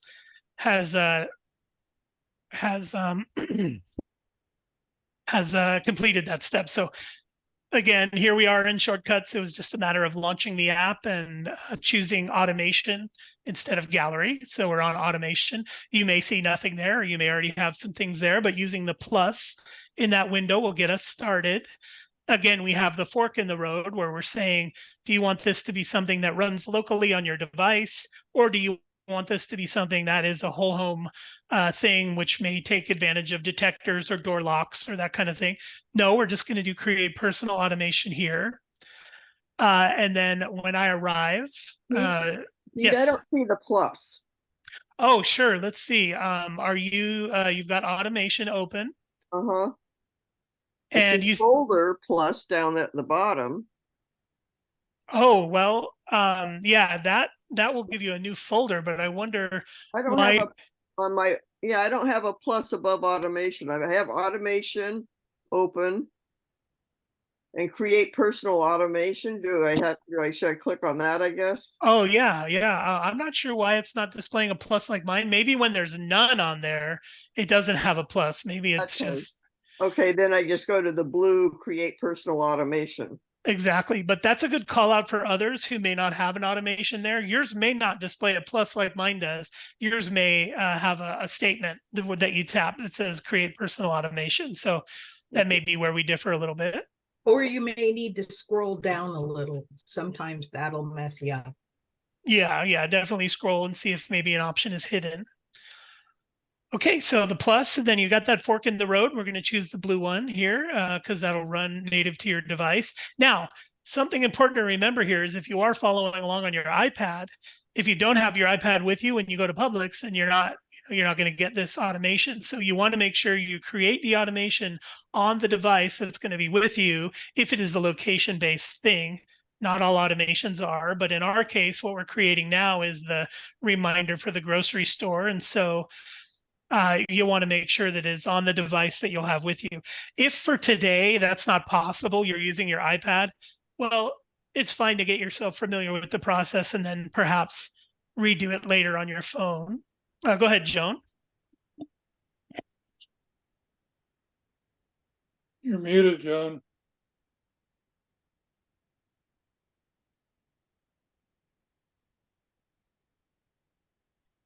Joan, it seems like you might be muted here. Let me see if I can push that little button there. I'm using my phone and I'm on gallery and it says search. I put in automation and I don't get any automation. I just get the gallery. You don't want to be on gallery. You want to be on, there should be automation right under gallery, as you can see on mine here. Just shortcuts.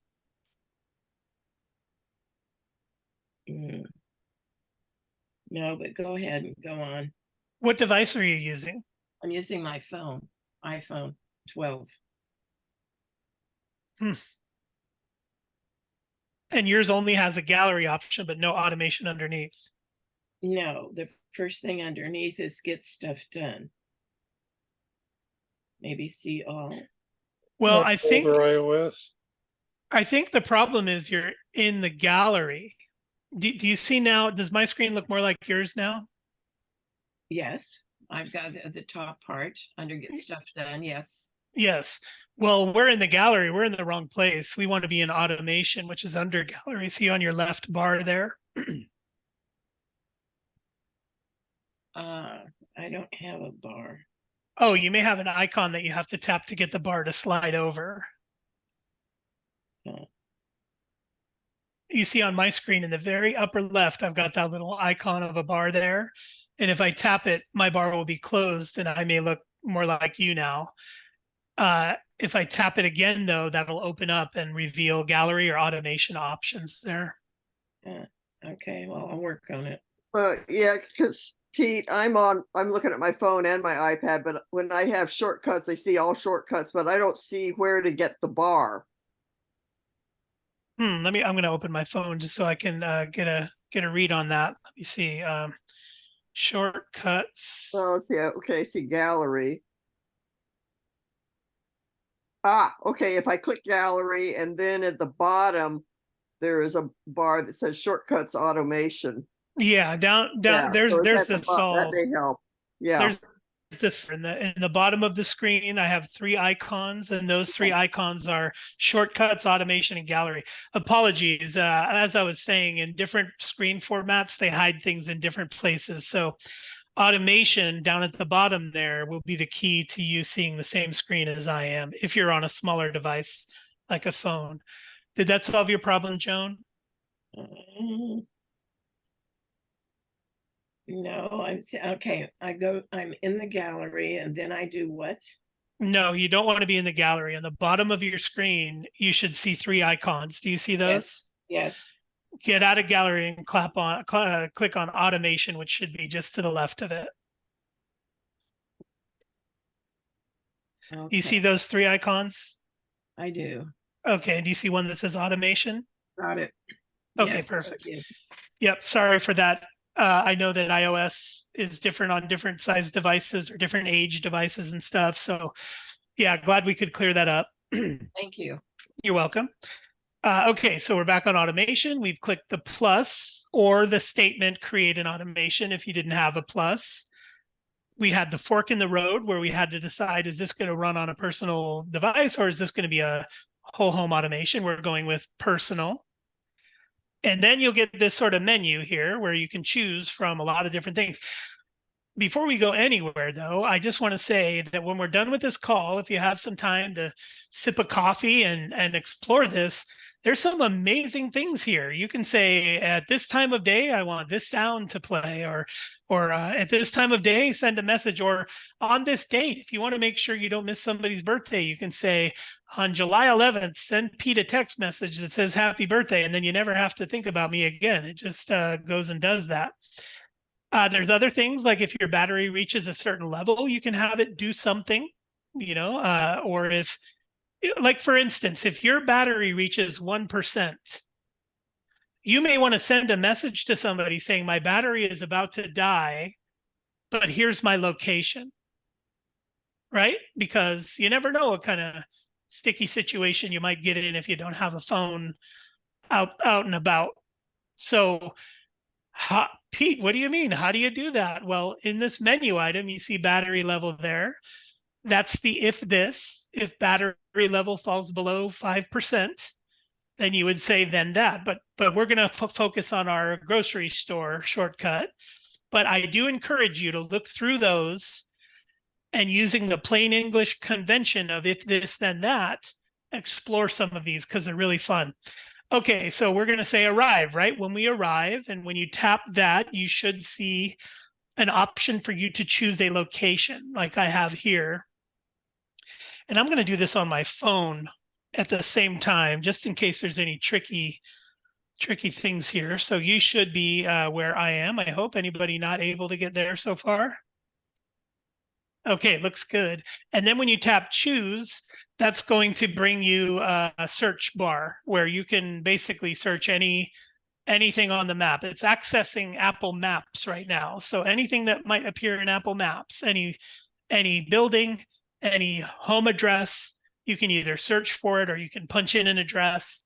It's going to allow you to select that. So that's what I'll do now. I'll punch in Kroger. That's our other grocery store. So let me just make one for Kroger here. Kroger, I believe. Yeah, Kroger. There's my nearest one. So I'll tap it. And if all went well, then it'll present you with a little map that shows how wide you'd like to have your geofence. And a geofence is basically the trigger for this automation. You can pull it really wide, and when you get on that block, it's going to signal, or you can pull it really narrow and it won't signal till you get to the front door. That's up to you, but it's very easy to adjust. You just grab the little blue dot that's in the surrounding circle, and you pull it as wide or as close as you'd like to. And I'm going to stop here for a moment and just make sure either everybody's caught up, or if you have a question, I'm happy to. Good so far. Perfect. Okay. Well, I'm going to tap my Kroger here, and I'm going to leave the geofence as is. I don't need to adjust it. So I'll click done. And then I have to decide whether I want this to be active always, or do I only want it between a certain 11 a.m. and 7 p.m., let's say.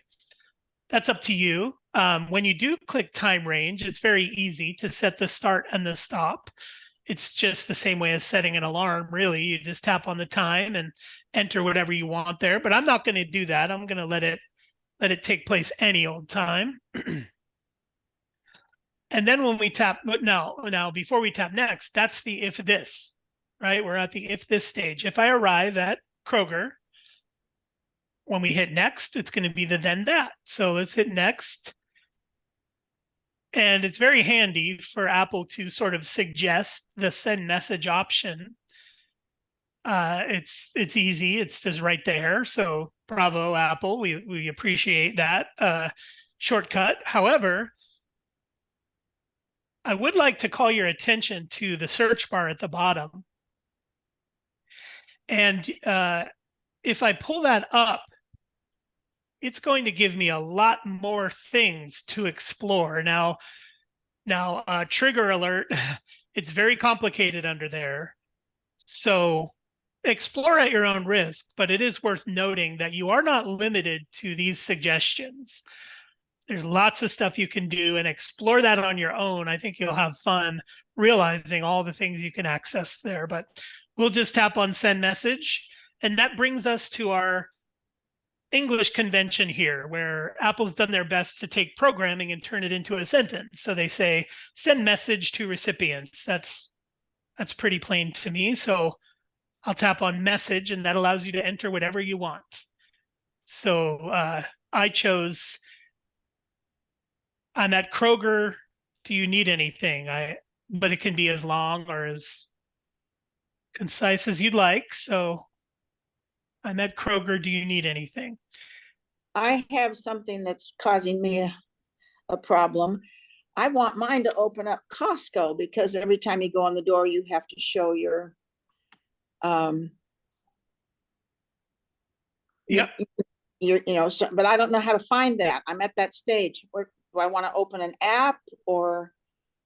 Yeah, for this walkthrough, I would stick with me here, and just kind of get this in there. Okay. But yeah, but sure. What you're saying is, in the then that, you would want to open the app. But yeah, if you can, stick with my walkthrough here of send message. Okay. I'm at Kroger. Do you need anything? And then you simply select your recipients. When I tap on recipients, it looks just like a text message box to me. Who do I want to send this text to? I can either start typing their name, or I can use the plus to access my contacts. So you see there's a field there, and then there's a little plus right across from it. That would allow me to access my contacts. I'm just going to start typing a name because I like that. It's like a quick search. Just add that. Should I add you, Al? Sure. There you are. Yeah, if I go to Kroger, you can add something to my shopping list. There, I'll just add that and click done there. And so now we see the sentence that says, send, I'm at Kroger, do you need anything, to Alexia Lozzi. That's the then that. That's what'll happen if I arrive at Kroger. One more thing before we finish here is there's a little chevron there at the end of the sentence. And that little chevron will reveal a hidden option, and that's called show when run. I don't turn this on, but it is your own verification that it has run.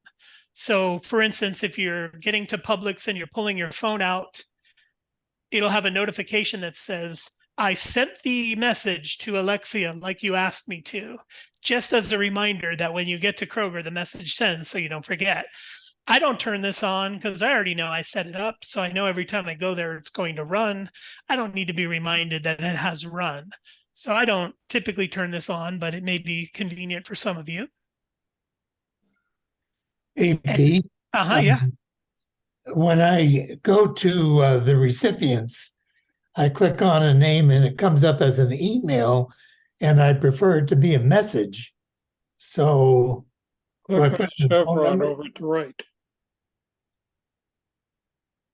Yeah, let's take a look at that. I'm going to pull up my son here because the same thing happens. You see, there it is. And instead of a phone number, I see an email address there. One of these reasons could be is because that's how he's registered to iCloud or his iCloud account.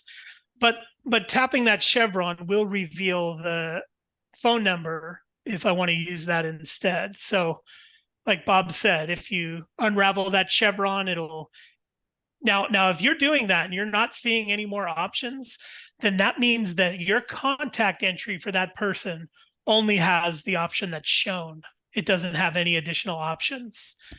So that's one way to another thing too is if you know the person's phone number, you can just start typing that in instead of you can just say, here, I'm just going to type in 707, and that's going to start pulling up my phone numbers that I can use there. So different ways to search for the recipient that you want. Okay. And then if Well, I'm following you, Pete. I set one up. I do most of the grocery shopping, so I set one up to send me a text message when I arrive at the grocery store. So a lot of times after I've driven away and headed for the grocery store, my wife or daughter will think of one more thing. Of course, yeah. Don't they always? Check your messages. Yep. And though, Bob, I love that you brought that up. Bob's saying that, okay, fine, they'll get a message when I arrive there. But what if I leave, and they want to send me a message after I've already left? Well, you can also set up an automation to say, when I leave Publix, let them know I've already left. So when my daughter runs to her phone and goes, oh gosh, I need more root beer, and she's punching that in, she's going to get a message that says he's already left. And then we'll know that either she has to tell me to turn around and go back, or she's out of luck. Out of luck. Yep. Okay, so I'll hit done or, here. Or in yesterday's language, sorry, Charlie. Sorry, Charlie. That's right. Now, here I have my two automations when I arrive at Kroger and when I arrive at Publix. I also want to demonstrate here that if I slide on one of those, I can simply delete it. That whole automation can be deleted by swiping left and to reveal the delete option. So real easy to delete those automations once you've created. Let me turn my sound off here. So now they want to volunteer for Friends of the Fair? I just that's what I love about being host. I have the power to mute people with impunity. Okay, so yeah, there's a way to easily delete them when you're done too.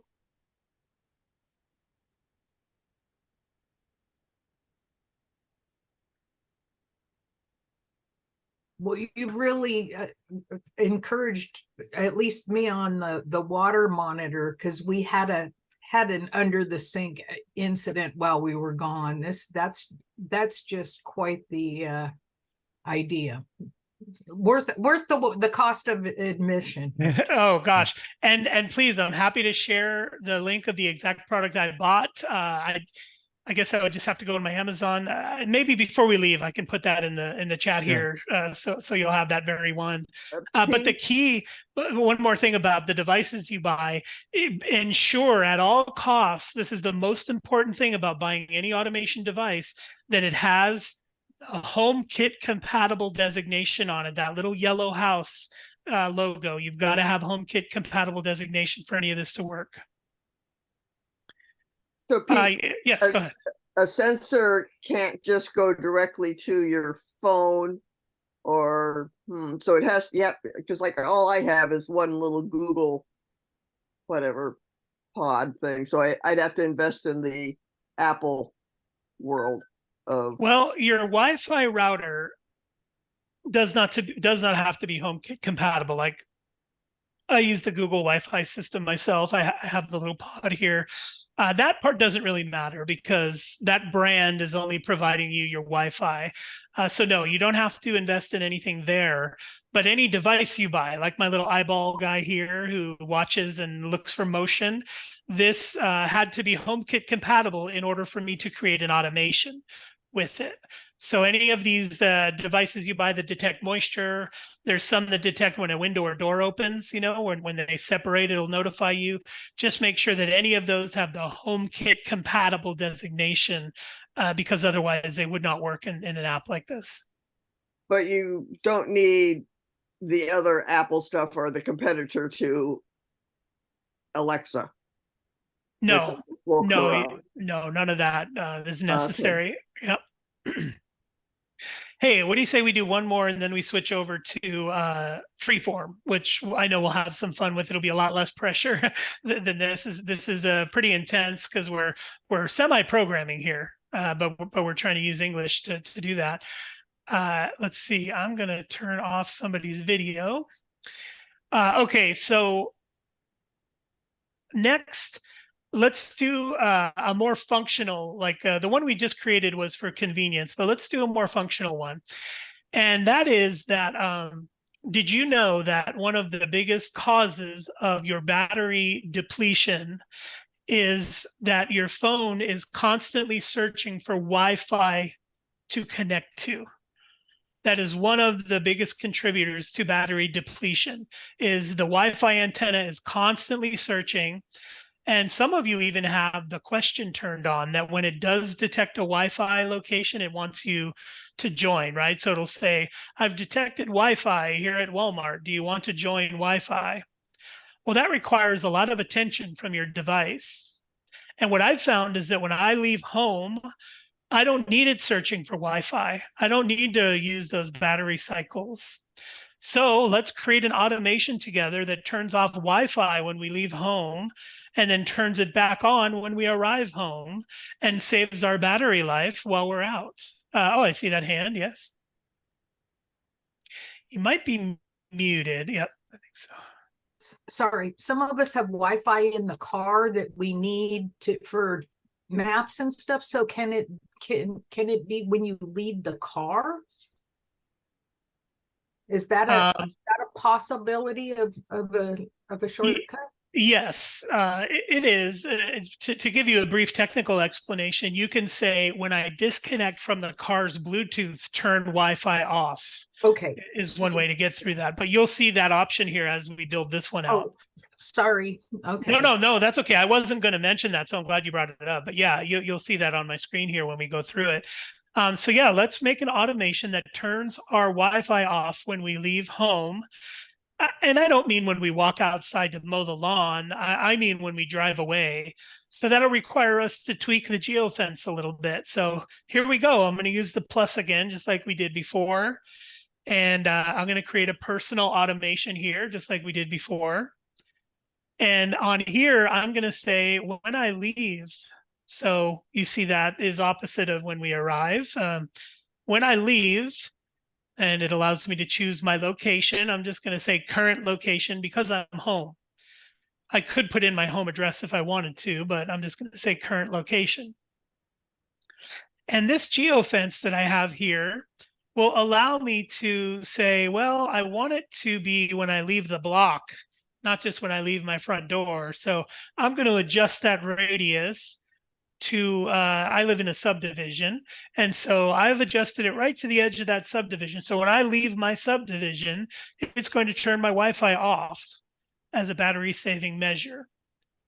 So again, really simple to get here. We just went to automations and hit plus. It asked us for the if this statement, which is if I leave home and I want this big of a circle that I can stay in and still have my Wi-Fi on. Hey, Pete, when I pull mine out, it bounces back. It doesn't stay to the new larger location.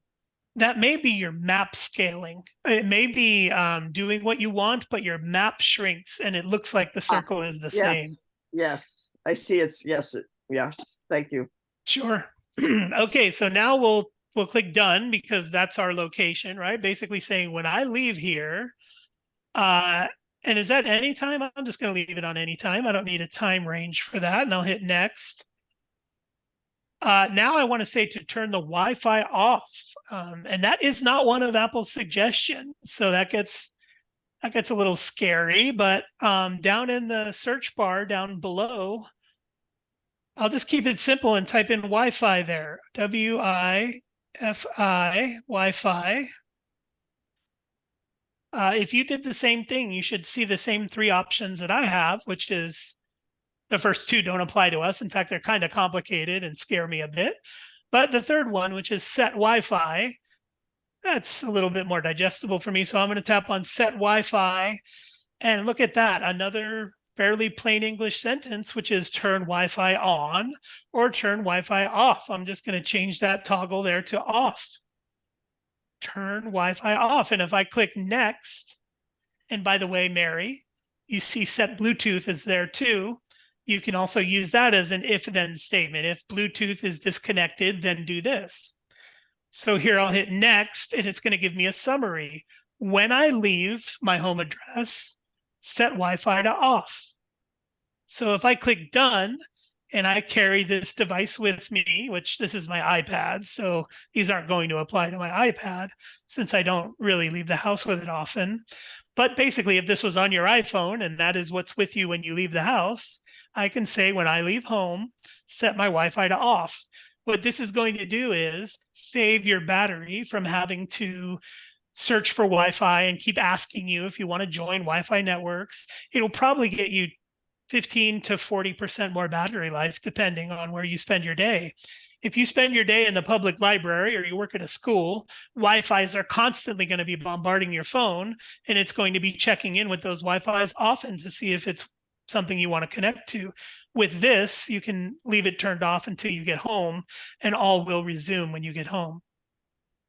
You may get a warning that says, we use Wi-Fi to give a more precise location. So would you like to leave it on or turn it off? That's going to be up to you. If you know you're going to be taking a long drive, a 2-hour drive, and you want to save your battery life, or you're on a bus or something, then it's really good. But if you are going to be walking around and using location often and stuff, then it's just as simple as going into Wi-Fi and turning it back on. You don't even need an automation. You can just say, I'm going to go to Wi-Fi settings, turn Wi-Fi back on for today. But as a battery saving measure, it works most of the time for me very well because I'm not getting that Wi-Fi traffic. And please, I encourage you all to experiment, because if you create a bunch of automations, watch how easy it is for me to just delete them all. Gone, gone, and gone. All the automations we just created are now gone because it was just that easy to swipe and delete them. Ooh, that was fun. I don't think I breathed much during that, but that was fun. And I, again, just encourage you to explore. If you get stuck on something, please just email me and I'm happy to troubleshoot with you. I'm even happy to come to Zoom if schedule permits and take a look at the issue you're having if you get stuck. Some of you may even get into advanced automations, but I encourage you also to look at the gallery. Now, before we close, I just wanted to show a couple of things here that to me were mind-blowing that the shortcuts will do. For instance, I'm going to go down to photography in the gallery now. I've returned to the gallery from automation. I'm going to go down to photography, and I'm going to expand it by using the See All option there under photography. And I can use this to do some amazing things. Like, do you see the one on my screen that says clean up screenshots? Imagine, folks, that this thing goes into your camera roll and deletes the most current screenshots. Because if you're anything like me, you screenshot a lot of things to retain information, but those end up becoming litter in your junk drawer, right? They just junk things up. Here's another one is convert burst to GIF. Sometimes you need a GIF for something, and you can convert a burst photo to GIFs. Let's see. Remove background from portrait. I'll just try that one and let's see what that one does. That's the beautiful thing about looking at the gallery of shortcuts is you don't have to download it if you don't want to. You can tap it and run it. Oh wait, I think maybe you do have to add it, but I can tap it to run that. Oh, I can't. I got to go back to my shortcuts. That's new. You used to be able to run it right from the gallery, but now it makes you download it. And so now I've added it. You see it right next to my where was this taken? Remove background from portrait. I can tap that now. And it's going to say, would you like to use the photo app or a random portrait from your library? I want to choose mine. So I'll click choose here. And then next should be a dialog box asking me to choose from my portrait photos. So let's see. It's like it's still downloading the app. the Or shortcut. or what you see here is the app running.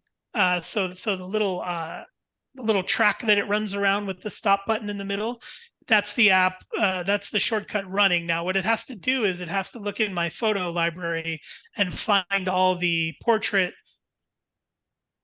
photos that I have. So this is taking a minute. It looks like it is still progressing. I thought it might be a bit faster, but I do have a lot of portraits. Okay, here we go. Pete, once you do that and it searches and it finds it, does it have to do that every time you queue it up? Does it have to go through a whole search process to show you what's available? To put it in perspective, I probably have 10,000 portrait style photos, and that took maybe 30 or 40 seconds. I do believe it will cache them and be faster in the future. I've also got many things going on. So depending on your hardware and your connection, because sometimes it has to download the full version, it may take a moment. But what I've done here is selected this photo, which was a portrait photo. And as you can see, it's removed the background completely automatically. I didn't have to intervene in any way. And if I tap on done, it will then add that to my photo app. So if I go back to photos here, we should see that photo be added here, which also may take a moment. Does it remove it from the original or does it make a copy? Yep, the original remains intact, so it will not affect the original at all. Is the quality of it better than when you press on an image and it, you can extract it? The same. It's Okay. using that very convention without you having to do it. Yep. Okay. Yep. Astute observation there. Okay, well, that's again me saying, please test these shortcuts out and have some fun with it and see if there are any that are good for you.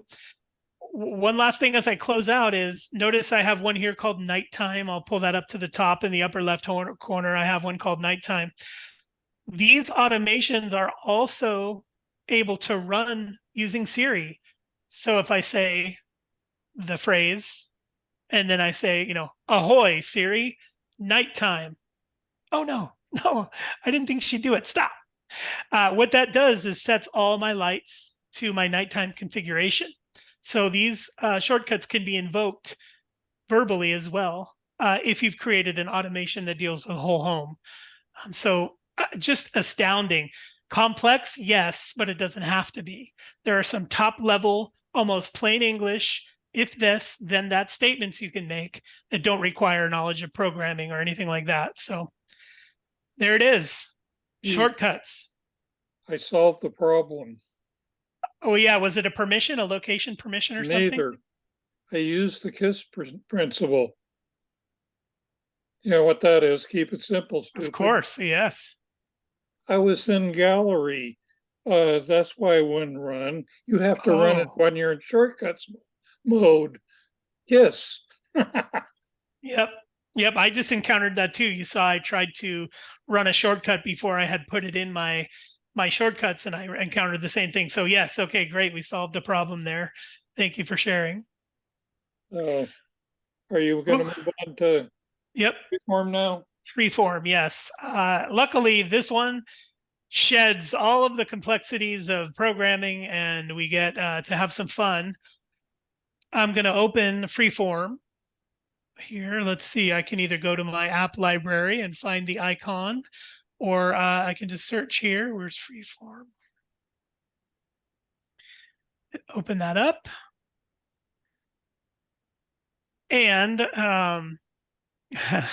Al, don't look, but look, this is the planning for classes, workshops, live streams, interviews, and hangouts for the Empower Mac online pilot, currently in the works. So that should be fun. But Reaching for my wallet. Yeah, yes, Can't wait. yes, it's I going to be second that motion. excellent, excellent. Thank you for that support.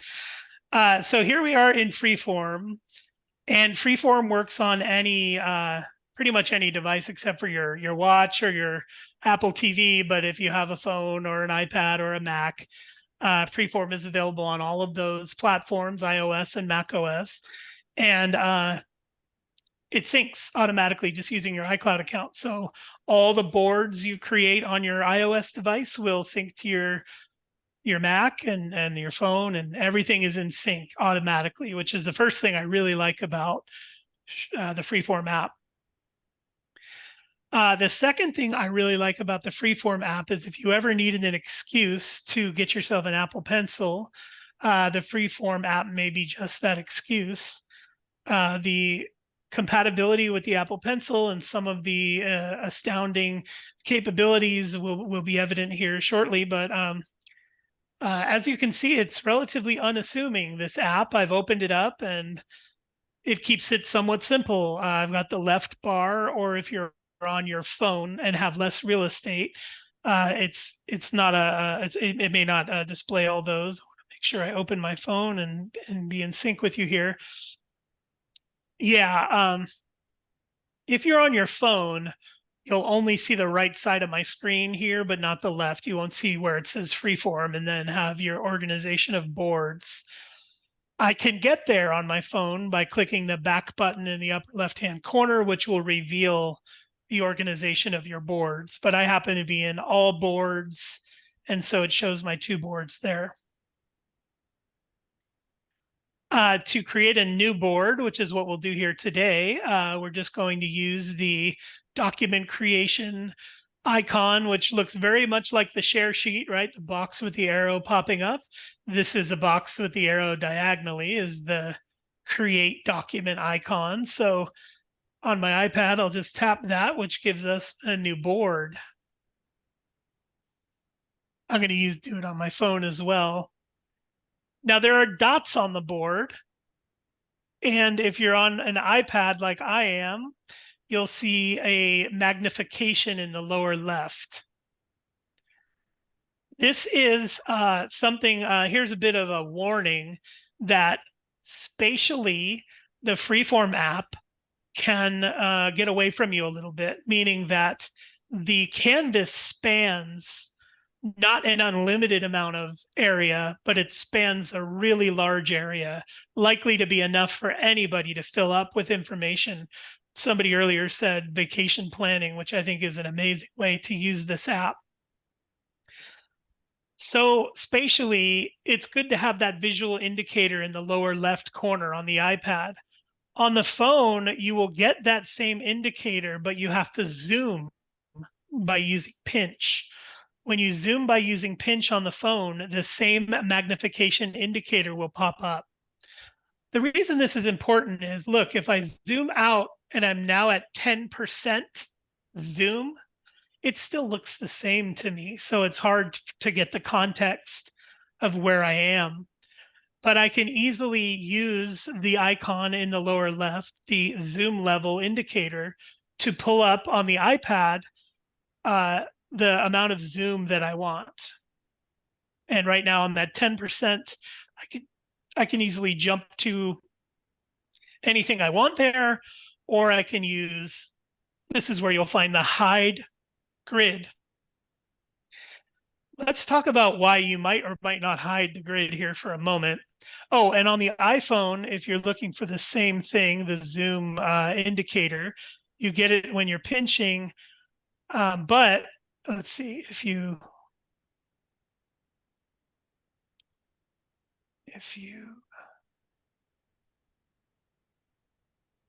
but you don't, on the phone, you don't get the same menu of do you want 10% zoom, 25% zoom, etc. However, you do get the hide grid option if you're on the phone. And the hide grid option is under the little ellipsis menu at the top. So if you do want to hide the grid on the phone and you don't, obviously you don't have the little readout in the lower left, you can use the ellipsis in the upper right, which will bring up the hide grid icon, among other things as well, like print and export as PDF and some other things. So what I want to do on my iPad is go to 100% zoom, and you'll see here that the grid is a visual indicator of how close or far I am from the canvas. I think this was Apple's best attempt at giving you some spatial awareness of what your zoom level is. However, I've heard from some of you that this is distracting and you don't like the dots. I've heard from others that they're vital to understand how far I'm zoomed in. I tend to keep them on because I'm a dots person. I love graph paper. I love anything that gives me lots of guides and things like that, even though I usually destroy any guides and do my own thing. So as you can see, as we're in freeform, I can use the pinch method to pinch out to see more of my canvas, or pinch in and see less of my canvas, but you can see the dots stretch and compress to indicate to me how close or far I am from my canvas. So something important to remember. Now, this canvas is capable of just about anything. And to demonstrate that,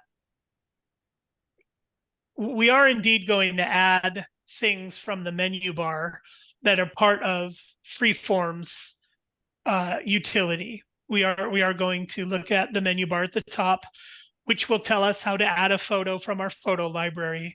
It'll tell us how to add a new text box. It'll tell us how to add a shape and this sort of thing.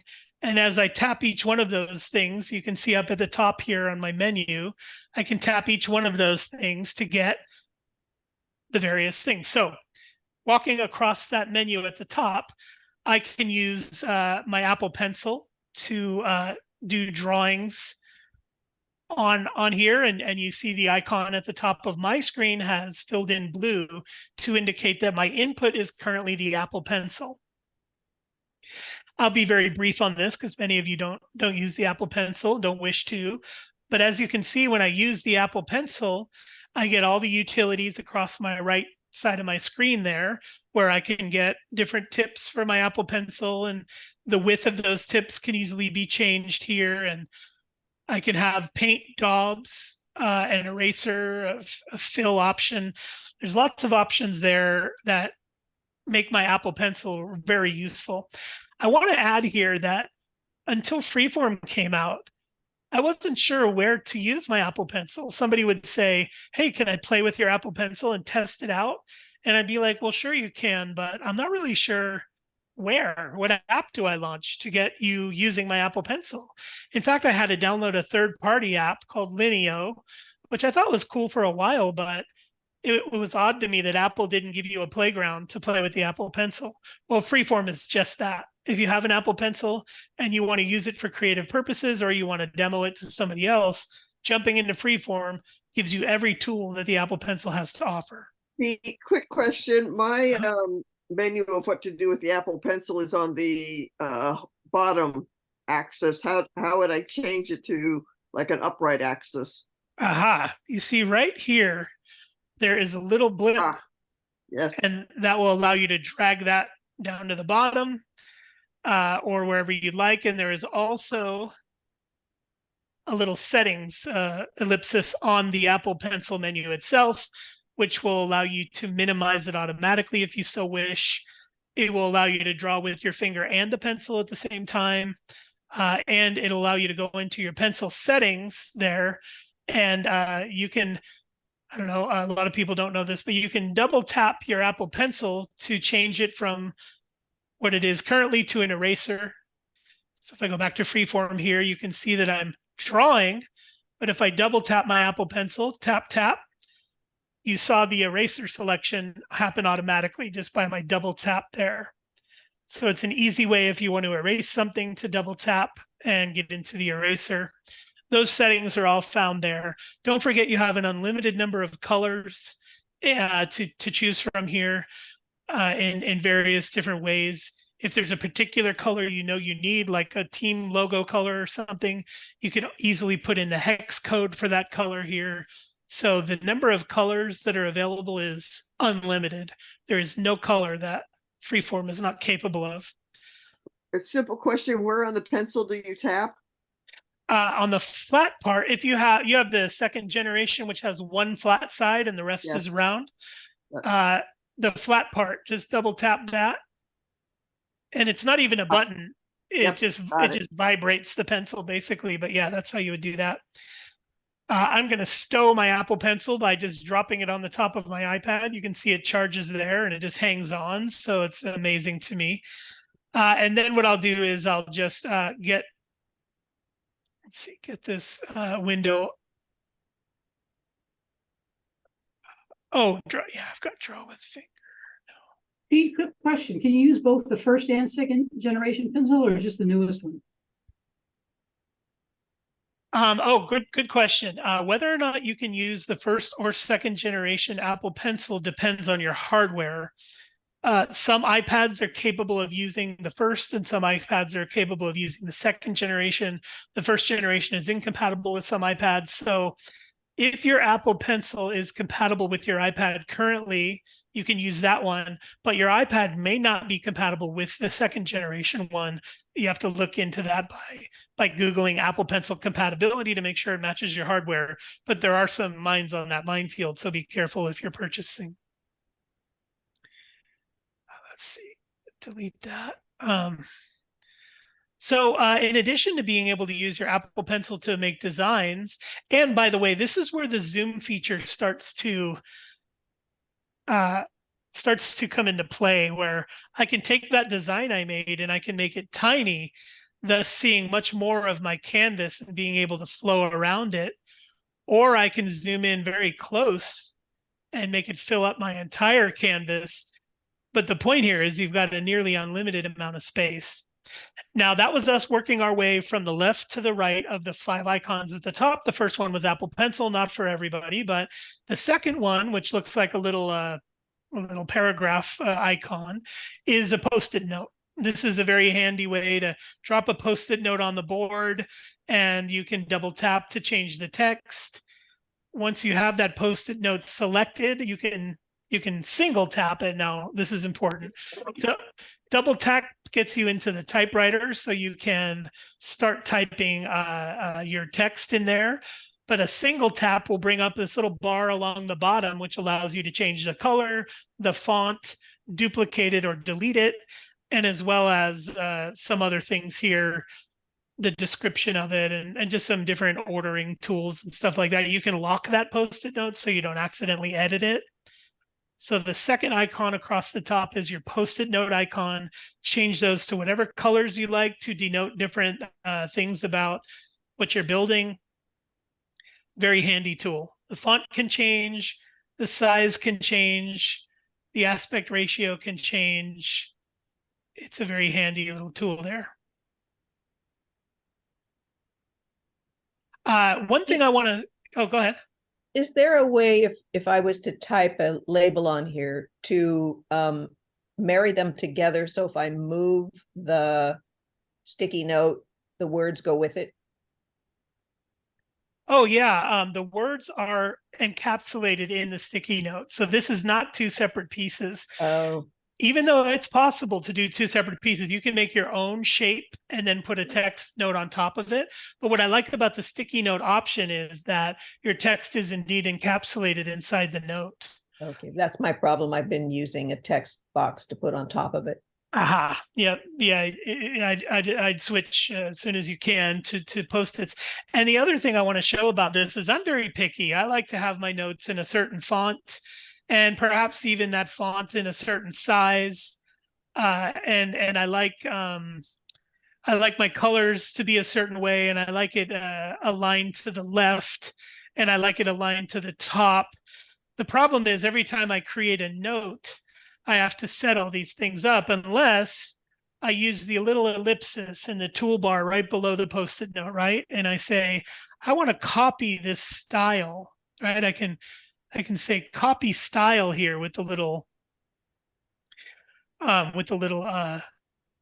eyedropper icon there. And then what I can then do is every time I make a Post-it note, I can just simply paste the style that I like. And so they'll all be the same all the time. So I don't have to go in and change the font and the alignment and everything, since I'm so picky about the way I set up my notes. Moving across that top bar, the third thing, and this is quite remarkable, is that it has a shapes. Basically, you can drag any of these shapes onto your canvas, right? Whether you're storyboarding a video or creating a trip or just trying to make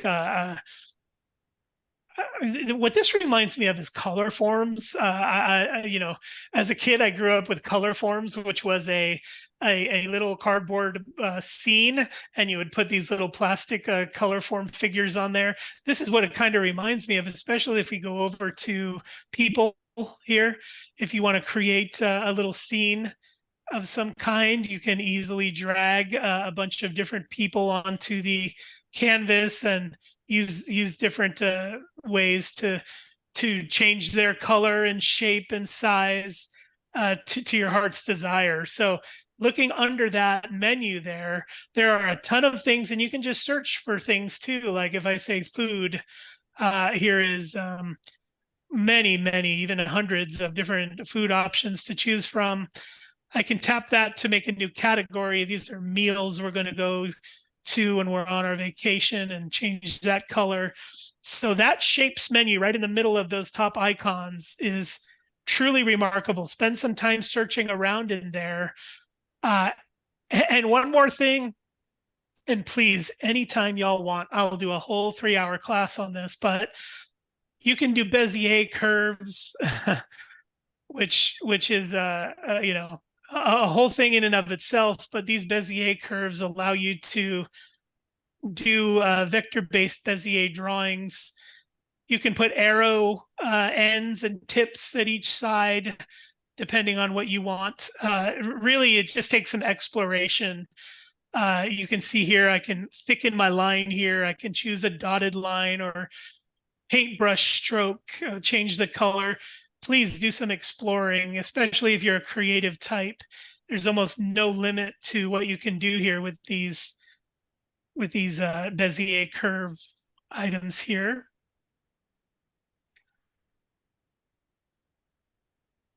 And then moving on, you have text box. So you can throw a text box anywhere you want, and you can move that around. A problem we discovered a minute ago was, you know, somebody said, well, I take a text box and I put it on top of the speech bubble, and that's how I give the appearance that the speech bubble has text in it. Well, something I want to point out about all of these shapes that you'll find under the shape menu is that if you double tap any shape, it itself will become a text box where you can type inside the shape itself without having to have two elements. And now this text box will allow you to resize and indeed drag that around as one piece and not have to layer text on top of a shape. And this will work with any shape. You see my fork, knife, spoon, and plate. If I double click that, I can say meal. And what that's done is made this one item that I can move around. So by double tapping a shape, you can make it into a text box. Lastly, here you've got the photos, or the photo icon here, which has a lot of stuff under the hood. One thing I want to point out particularly is the scan option. many of you have wondered, can I scan documents and then share it as a PDF? Pete, what Yeah. was between shapes and photos? There's something, the little A. Yeah, that's just a text box. Oh, That'll get you one of these, just a plain old text box that you can use anywhere you'd like thank you. as a header or something. Yep. And then the next one is, well, photos and videos, that's going to open your photo video library, right? So you can insert a photo right from your library here, and that'll now be part of your little canvas. There's my sun tea. In the South, you gotta make your own tea. And then I can also put a video in here. Now, a video is good for if you're collaborating with somebody, and I've used this to collaborate with people on things, and it's so nice because you can record a message right from the app, right? If I say photos or videos, I can open the camera, click on video, and where's me? See if I can get me on here. Oh, it's going haywire. Sorry about all that. Okay, so I can insert a photo of me or a video of me, and then whoever I'm collaborating with will see that video right in the board, and can just tap it and hear you and see you saying, "Hey Jim, I added a few things here. You can see my little red header over here with new information on it. Be sure to check it out and let me know what you think." So collaborating with people is fun because they can add a video of themselves right from within the app easily, right on the fly using that icon. Oh yeah, camera is another option, but scan will allow you to lay a document on a flat surface and use the scan feature to bring a document right into your board. And because Apple has built in scanning features to the document, it'll find the edges of the document, it'll straighten it out for you, and it'll delete imperfections. So the document appears to be, a PDF right inside your composition here. Go ahead, Mary.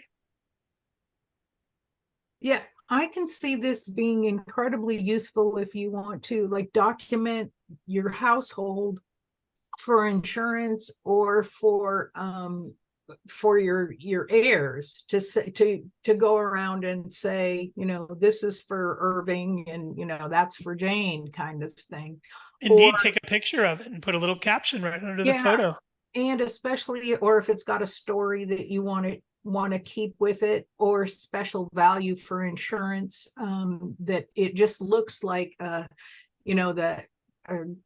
regular old coffee cup, but here's the story, or this is why George Washington used it, or whatever it is you need to kind of document it. I'm thinking this might be a really good way to take care of some of that, and you can do like a room at a time or something.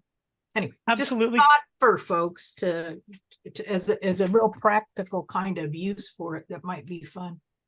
Absolutely, and it couldn't be easier for the reason that all of the utilities you might need, including the camera and taking video and scanning documents, are all built right into the app. So you never have to leave the app while documenting all these things. One other thing I want to show is it has an insert from option where it'll allow you to access all of your files. And you might say, well, I want to insert, I don't know, a picture I have from my files that I might have saved. Here's a video game hint. I'll just add that.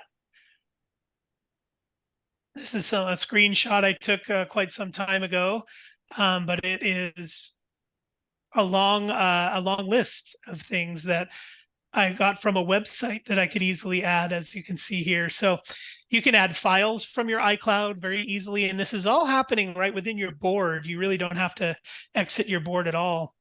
So where was the insert? Under the photo, under the little picture okay. icon, you see that insert from, and that'll allow you to access all your files. Hey, Pete, when you're scanning, you lay the document down. Do you use your camera or? It'll use the camera. Yep, right on your device. If I'm on the Mac, then there's a step in there, I guess. You take a picture and then it goes to your library. No, well, sure, that is one route, but when you're on your Mac and you use the scan feature, it'll just ask you to hold the document up to the camera, Oh, and then it'll okay. capture it from there. Yes. Okay, got it. But the capability and the utility of this thing just keeps sprawling. Check this out. I'm now going to open Safari. I'm going to drag Safari up in here, and I'm going to open these two. Let's see. So I can access them both. Maybe do a side by side like this. And so I've still got my board open here on my iPad, but I've also got Safari open here, and I happen to be on MacNexus. But let me just go to, I'll just go to Las Vegas travel. Maybe we want to plan our trip to Las Vegas. And what I'd like to do is find some useful links like, aha, Las Vegas hotels, shows, and things to do. Well, that sounds like a link I'd probably want to visit and maybe share with somebody who I'm traveling with. So what I'll do is hold my finger down on that link and drag it right over to my board here and drop it right on my board. And lo and behold, the link to that website is now right there on my freeform board. And if I tap that link, I can choose to go there. I can choose to resize this bigger or smaller, depending on my needs. And so, shoot, let's not stop there. What about some images? Let me go to images here, and right here from Google Images, I'm able to grab an image and drag that right over to my board here, right from the internet. So I'm building out with these resources that I'm simply grabbing from any website I want. How do you get the side by side on the screen with the Safari app? Next basic question. Sure. It really depends on your hardware and your software. What the easiest way is, I believe, is it's a little tricky with dexterity, but you want to push up from the bottom of the screen so your dock will show. And I don't know if you saw that happen with me. Watch, there's my dock. If you can get your dock to show and you hold your finger down on one of the icons, you can drag out a window like I've done here and drop it somewhere so you can have multiple windows. Now, it takes a certain amount of hardware to run this, and it takes updated software to run this, but hopefully you'll have the ability to do that. One more way, let me show you one more way, is notice at the top of both of my windows are three dots. The very top are three dots. If I tap those three dots, I can say add another window or minimize or enter full screen. So there are some ways to get your side by side. I'm going to do it again. So for those curious, check this out. I'm going to close Safari. I'm going to go down from the bottom again. And what I want is my Notes app. I want to put my Notes app right next to that. I don't see it here. So I need to open my Notes app by, let's see, get out of there. Open Notes. That up. And oh, here's a note I had. And so what I'll do is, depending on what iOS version you're using, I'm going to swipe in from the left and notice, wait a minute. Sorry, I should slow down here. With iOS 16, there are a lot of new conventions and stuff. So let me give you the most direct route, because there are dots you can click and swipes you can make and all this stuff. But hopefully this will be the most direct route. Is I'm going to swipe up to show my open apps, right? Swiping up from the bottom gives you that app switcher, right? Where all of your open apps should be displayed. Again, I just swiped up from the bottom. You know how you can do the same thing with your phone where you can quit apps? This is basically the same thing. What I'll do from here is I'm going to grab Freeform and I'm going to nest it.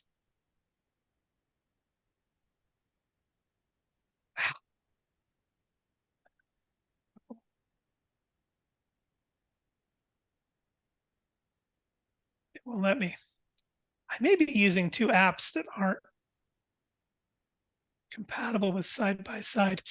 Hey, it's a little bit unwieldy. Sorry about that. Depending on your hardware and what iOS you're using, there are indeed ways to put them side by side, but they may differ slightly for your particular configuration. So I won't spend too much time on that part, but Al's putting a lot of great links in there on how to use the side by side feature.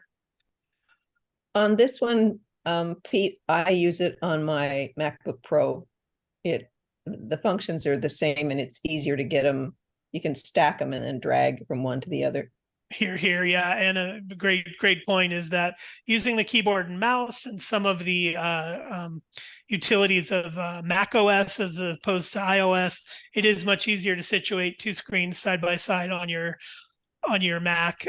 Al's putting a bunch of useful links in there, so if you are one who's interested in creating this setup, I highly recommend you take a look. But here's another remarkable feature of Freeform as we close out here, is that I can take a note from my Notes app and I can drop that note right in Freeform, and the contents of that note will populate in Freeform just by simply dragging over from the Notes app. So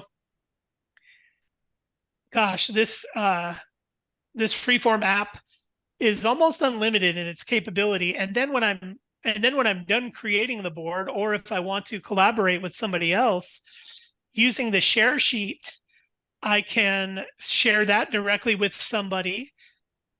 I can invite people to collaborate with a link.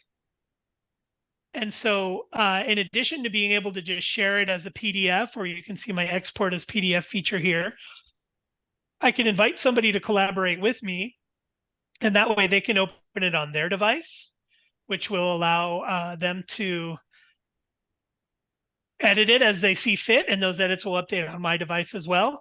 Or you can both be in there at the same time, editing simultaneously while you're maybe on the phone discussing your edits and categorizing and moving things around. What I've found is this is great for family tree or timeline type stuff where you want to get a relative on there and maybe collaborate with them and say, hey, do I have this right? They say, no, this moves over here. This was earlier in the decade. Then this moves over here. That type of stuff, very useful.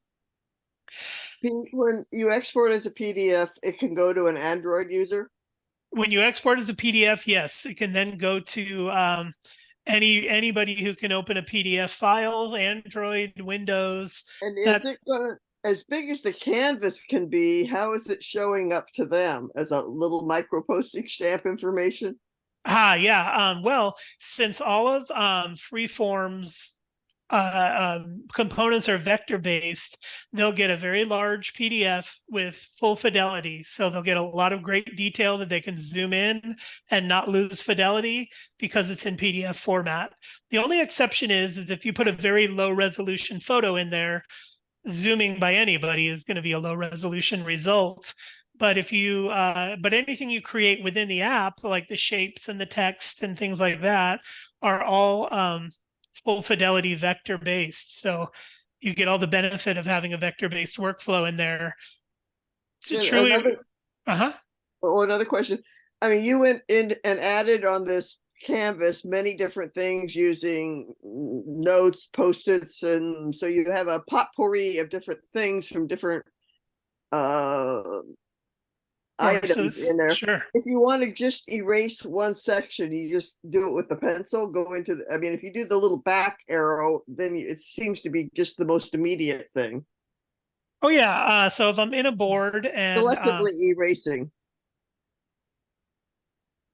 Yeah, if I'm in a board like this, I can usually just tap on any component, and if I tap on it, you'll see a little menu appear below it with a garbage can on there. So I can delete each individual component by tapping on it and then just using the garbage can. Very convenient. So there it is. I'll go for another 3 hours if you let me, but in the sake of, keeping everybody healthy and hydrated and stuff. I'll pause there. Let me turn this share off here. Oh, not leave. Stop share. There we go. Happy to help with any closing questions or anything like that. Another great presentation, Pete. Thank you, Al. Happy I could participate here today. Thank you. Yeah, it's fantastic. Backing up to the unauthorized entry into your basement, does that 911 call just for the benefit of the intruder, or does it go to the police? It is just for the benefit of the intruder. I thought about it for a bit, and I'm like, what is likely to scare somebody off that has harmful intent? And I thought, well, if they heard a 911 call taking place, it's obviously very strange that they would hear that playing through a speaker. But the reality of it is that if I'm a burglar, I'm thinking, wow, somebody is calling 911 right now. They're aware that I'm here and I see cameras and the lights have all turned red. I was trying to determine the best way to get somebody to make a U-turn and leave immediately, and turning the lights all on 100% in red and having that audio play looks like a great way to do that. Hopefully I'll never have to let you know whether it worked or not. That's my hope. So you I recorded have in a problem GarageBand? with Siri. I'm sorry. Al, I recorded it in GarageBand. I used effects to make the 911 operator sound like they're on a phone, and I use effects to make my voice different. So it does sound like a conversation between myself and a 911 operator. I do indicate that I'm armed and I'm waiting for the police to arrive. And I think all those things combined would be a pretty compelling reason for somebody to skedaddle and get out of there, unless they're also armed and they don't care that the police are coming and they don't care that all the lights turned on and they don't care that somebody knows they're in the house. Then I guess it's going to get ugly. That's great. I'm sure it'll work. Pete, simple question. How does someone get into your basement, not being familiar with basements? Do they have to go through your front door or multiple doors to get to your basement, or you have outside access? Oh yeah. Here in Georgia, a lot of houses are built on an incline, and so the basement has windows and doors out to the backyard. Beautiful space to be in. Like a half basement. Well, it runs the full house, but the one edge of it does have access to the outside and doors, sliding glass door and stuff. So if any window breaks or any of those doors open, then it triggers my automation. Mm. Keith, yeah, go ahead. Yes. Earlier in this Zoom meeting, you showed a picture of some kind of a arm attached to your desk that had a magnetic mount for your iPad. Yes. I might be interested in buying one of those if I knew. I sent you an email of a chat earlier and I never saw an answer. Can you give us the information of where you got that? So let me do that right now. I want one.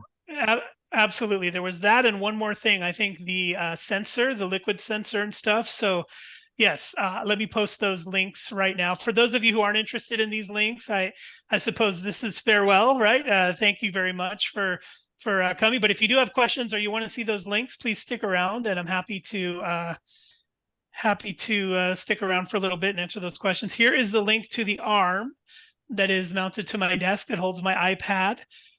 You'll want to make sure that it's magnetic, so I can pick up my iPad off of the mount and use it as I see fit. So you'll want to make sure that you have the same compatibility. I think it's compatible with most iPads. So there's Can you that. swivel your camera over to show us it again?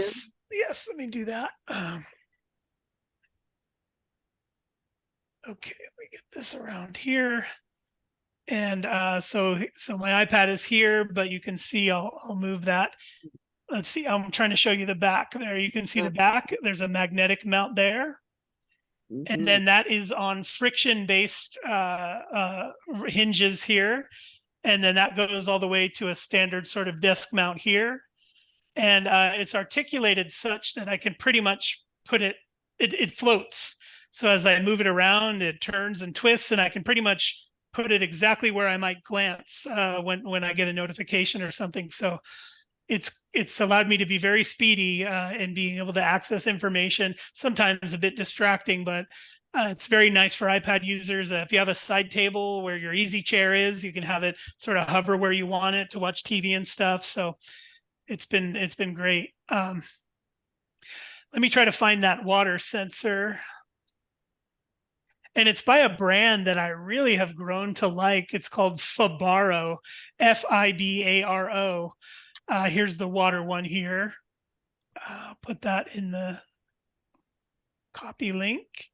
Put this one here. It requires no hub or other hardware. It works standalone. And here's the motion sensor, also by Fibaro. Let me just restate in case it wasn't obvious. Both of these sensors, the water sensor and the eye that sees any motion, and there's one more, which is a button. I want to share that too. For those of you still sticking around, thanks. We're just kind of catching up and talking about cool stuff now. I think we've concluded the primary part of the presentation, but the last 3 links I posted are the motion detector, the moisture detector, and the third one is a button. Now you might be going, Pete, why just a plain button? That button can be programmed to trigger whatever automation you want. So remember earlier, the if then that statement was, if I arrive at Publix, send a message to people. Well, the button can be used to trigger that automation. So if you put the button near your easy chair and you go into automations and you say, if the button is pressed for any reason, then send a message to somebody. So that can be like a panic button for you. If you're feeling ill or upset or scared about something and you want to let somebody know, you can just simply tap that button and iOS will send a text message to whomever you've determined needs to see it. And the simple tap of that button will invoke that. The button actually has 3 states. It has a single tap that you can assign. It has a double tap that you can assign, and it has a long press that you can assign to 3 different actions. You might set one to turn off your lights. I have one near my stairway, and I tell my kids, when you go upstairs for the night, the last one, tap that button on your way up the stairs, because that turns all the lights off downstairs. So these things can be set to do any automation you want. And that button, I think it's relatively inexpensive. Let me see, sets, well, $70. But for that to be able to trigger whatever automation you want is cool. For instance, if you typically come home later at night, you can put that button right near your front door, mount it anywhere. It has a little 3M tape. And as you tap that button, it will do whatever you told it to do. Text somebody to let them know you're home okay, turn lights on or off, lock all the doors in the house, all kinds of different things with that button. Then there's the motion sensor. I want to talk about that. It looks like a little eye. You can set that up anywhere in your house without any additional hardware. You don't have to have a hub or any kind of special router. And you can simply set up an automation that says, if this, then that. If after 9 p.m., that eyeball detects motion, maybe it's in your garage. If after 9 p.m. there's any motion detected by that eyeball, I want to know about it. So send me a push notification to my phone or send a message to others letting them know there's something going on in the garage after 9 p.m. And then finally, the water sensor, which is pretty self-explanatory, but you would basically set up an automation that says, if this, then that. If the water sensor detects moisture, send a text to people, play an alarm on your phone, play an alarm on your HomePod, turn your Apple TV on. There's no limit to the things you can connect with these sensors that trigger at various times. Don't forget that the motion sensor also has a temperature sensor in it. So if you wanted to say if the temperature spikes above 80 degrees for whatever reason at any time, I want all the lights in the house to turn red and I want my HomePod to play this song at full volume, Burning Down the House by who was that? Who did Burning Down? Crowded House, or I don't know who they were, but there's no limit to the amount of automations you can set up with just a few simple sensors around your house. I've posted 3 of them there, and they're great to get started with. If you purchase one of these and you would like my help getting it set up, simply send me an email. I'll schedule some time with you. We'll share our screen together, and we'll make sure that you've got it set up the way you want it. But there is no limit to the number of things you can do with this with this. I even considered, I have somebody who helps with gardening, and a couple of times they've said they've been here, but I didn't see them. So I've considered setting up a button in my backyard where when they arrive, they tap that button and it sends me a message saying that they've arrived, and they tap it again when they leave and it says that they're leaving. There's really no way to get around that if if there's anything like that you'd want to set up. So to me, there's a remarkable combination of things that you can do with these buttons with a little creativity and thought. And the setup, as you just saw in the Shortcuts app, is relatively straightforward with a few complications here and there that I'm happy to help you work through. Okay, Mary, what do you got? Well, on the sensor, I mean, I've got more than one water source running in the house. That looks like it's a single pack. Did you end up getting them for all over the house? I did, and I sat there with them in my cart, and I said, "Gosh, this is almost $400. What am I going to do?" But then I thought, "Wait a minute, how much would water intrusion be?" Probably more than $400. So I hit that buy now button immediately. It is Probably a lot expensive. more. Yeah, I think water intrusion is probably more catastrophic. So especially with a basement and stuff, I thought, oh, it's a no-brainer. I gotta know if water's leaking somewhere, and I gotta know immediately. Well, there's another brand called Govee, and they come with 3 or 4 sensors kind of thing, and it looks like they've got lots of stars. So, but it wouldn't be a HomeKit thing, so that's key. Disadvantage. Yeah, I would never buy anything that isn't HomeKit compatible, and the simple reason why is that you don't get to enjoy the simplicity of the Shortcuts app with those. They just simply aren't compatible. This is a tug of war like Beta and VHS, where these companies are trying to own the ecosystem, and Apple doesn't want that. Apple says, open it up or we don't allow you in. And so the companies that do open it up, like Fibaro, I'm really fond of the fact that they've opened it up and they're not trying to own my data and the ecosystem, and they've allowed Apple to. But let me just give you one nerd hack here. There's a box, and the box is called Hoobs, Hoobs. Hoobs is the name of the box. If you buy that box from Amazon, here, let me just try to find it here. Hoobs, Hoobs. This box is a piece of hardware. Oh gosh, it's not on Amazon anymore. That's telling. This Hoobs box will allow you to trick any device into thinking it is HomeKit compatible. So let me share that. I bought one. I never bothered to connect it because I really feel strongly about having HomeKit compatible devices. Now, again, this Hoobs box plugs into your router, and it tricks Apple's HomeKit into thinking that everything you have is HomeKit compatible. So if you have a Google Nest thermostat, as you well know, that can't go in HomeKit. But if you buy the Hoobs box, it can go in HomeKit. It tricks everything. So there's that, but it is a bit of a hack or a workaround. Okay, thanks. Sure. Pete, I'm struggling. I mean, HomeKit is just kind of a new thing to me. I mean, I'm stuck with things like the A Lady and the Nest and that. And then I know Apple has their sort of things that you kind of talk to. But this HomeKit's just a way of it going from this device through your router to your phone. Yeah, have a look. I'm going to open the HomeKit app on my Mac here, and this would be the same for iOS of my iPad or whatever. I have an absurd number of devices that are HomeKit compatible, only because, remember, I've been an enthusiast for about 12 years of home automation. So for a very long time, I've been an enthusiast. But you can see here, I can control any of these devices: my basement door lock, my front entrance door, all the speakers in my house, all the lights in my house. You can see they're all separated by room. I have plug outlets that I can control with an on and off switch.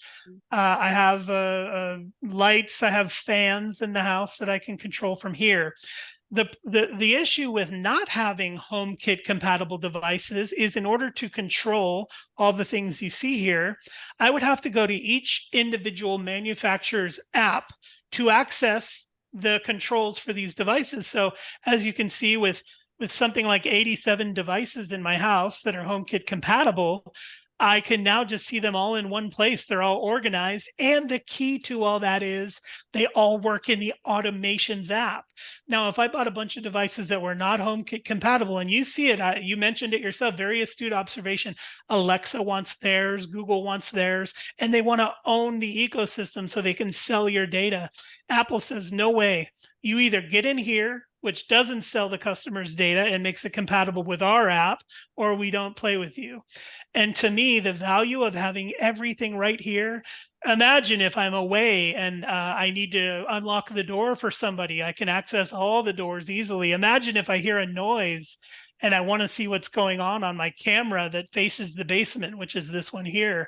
I can check that all three or all three access points, the sliding glass door, the window, and the conventional door, I can see all three of them with one camera view on my phone or on my iPad, anywhere I am.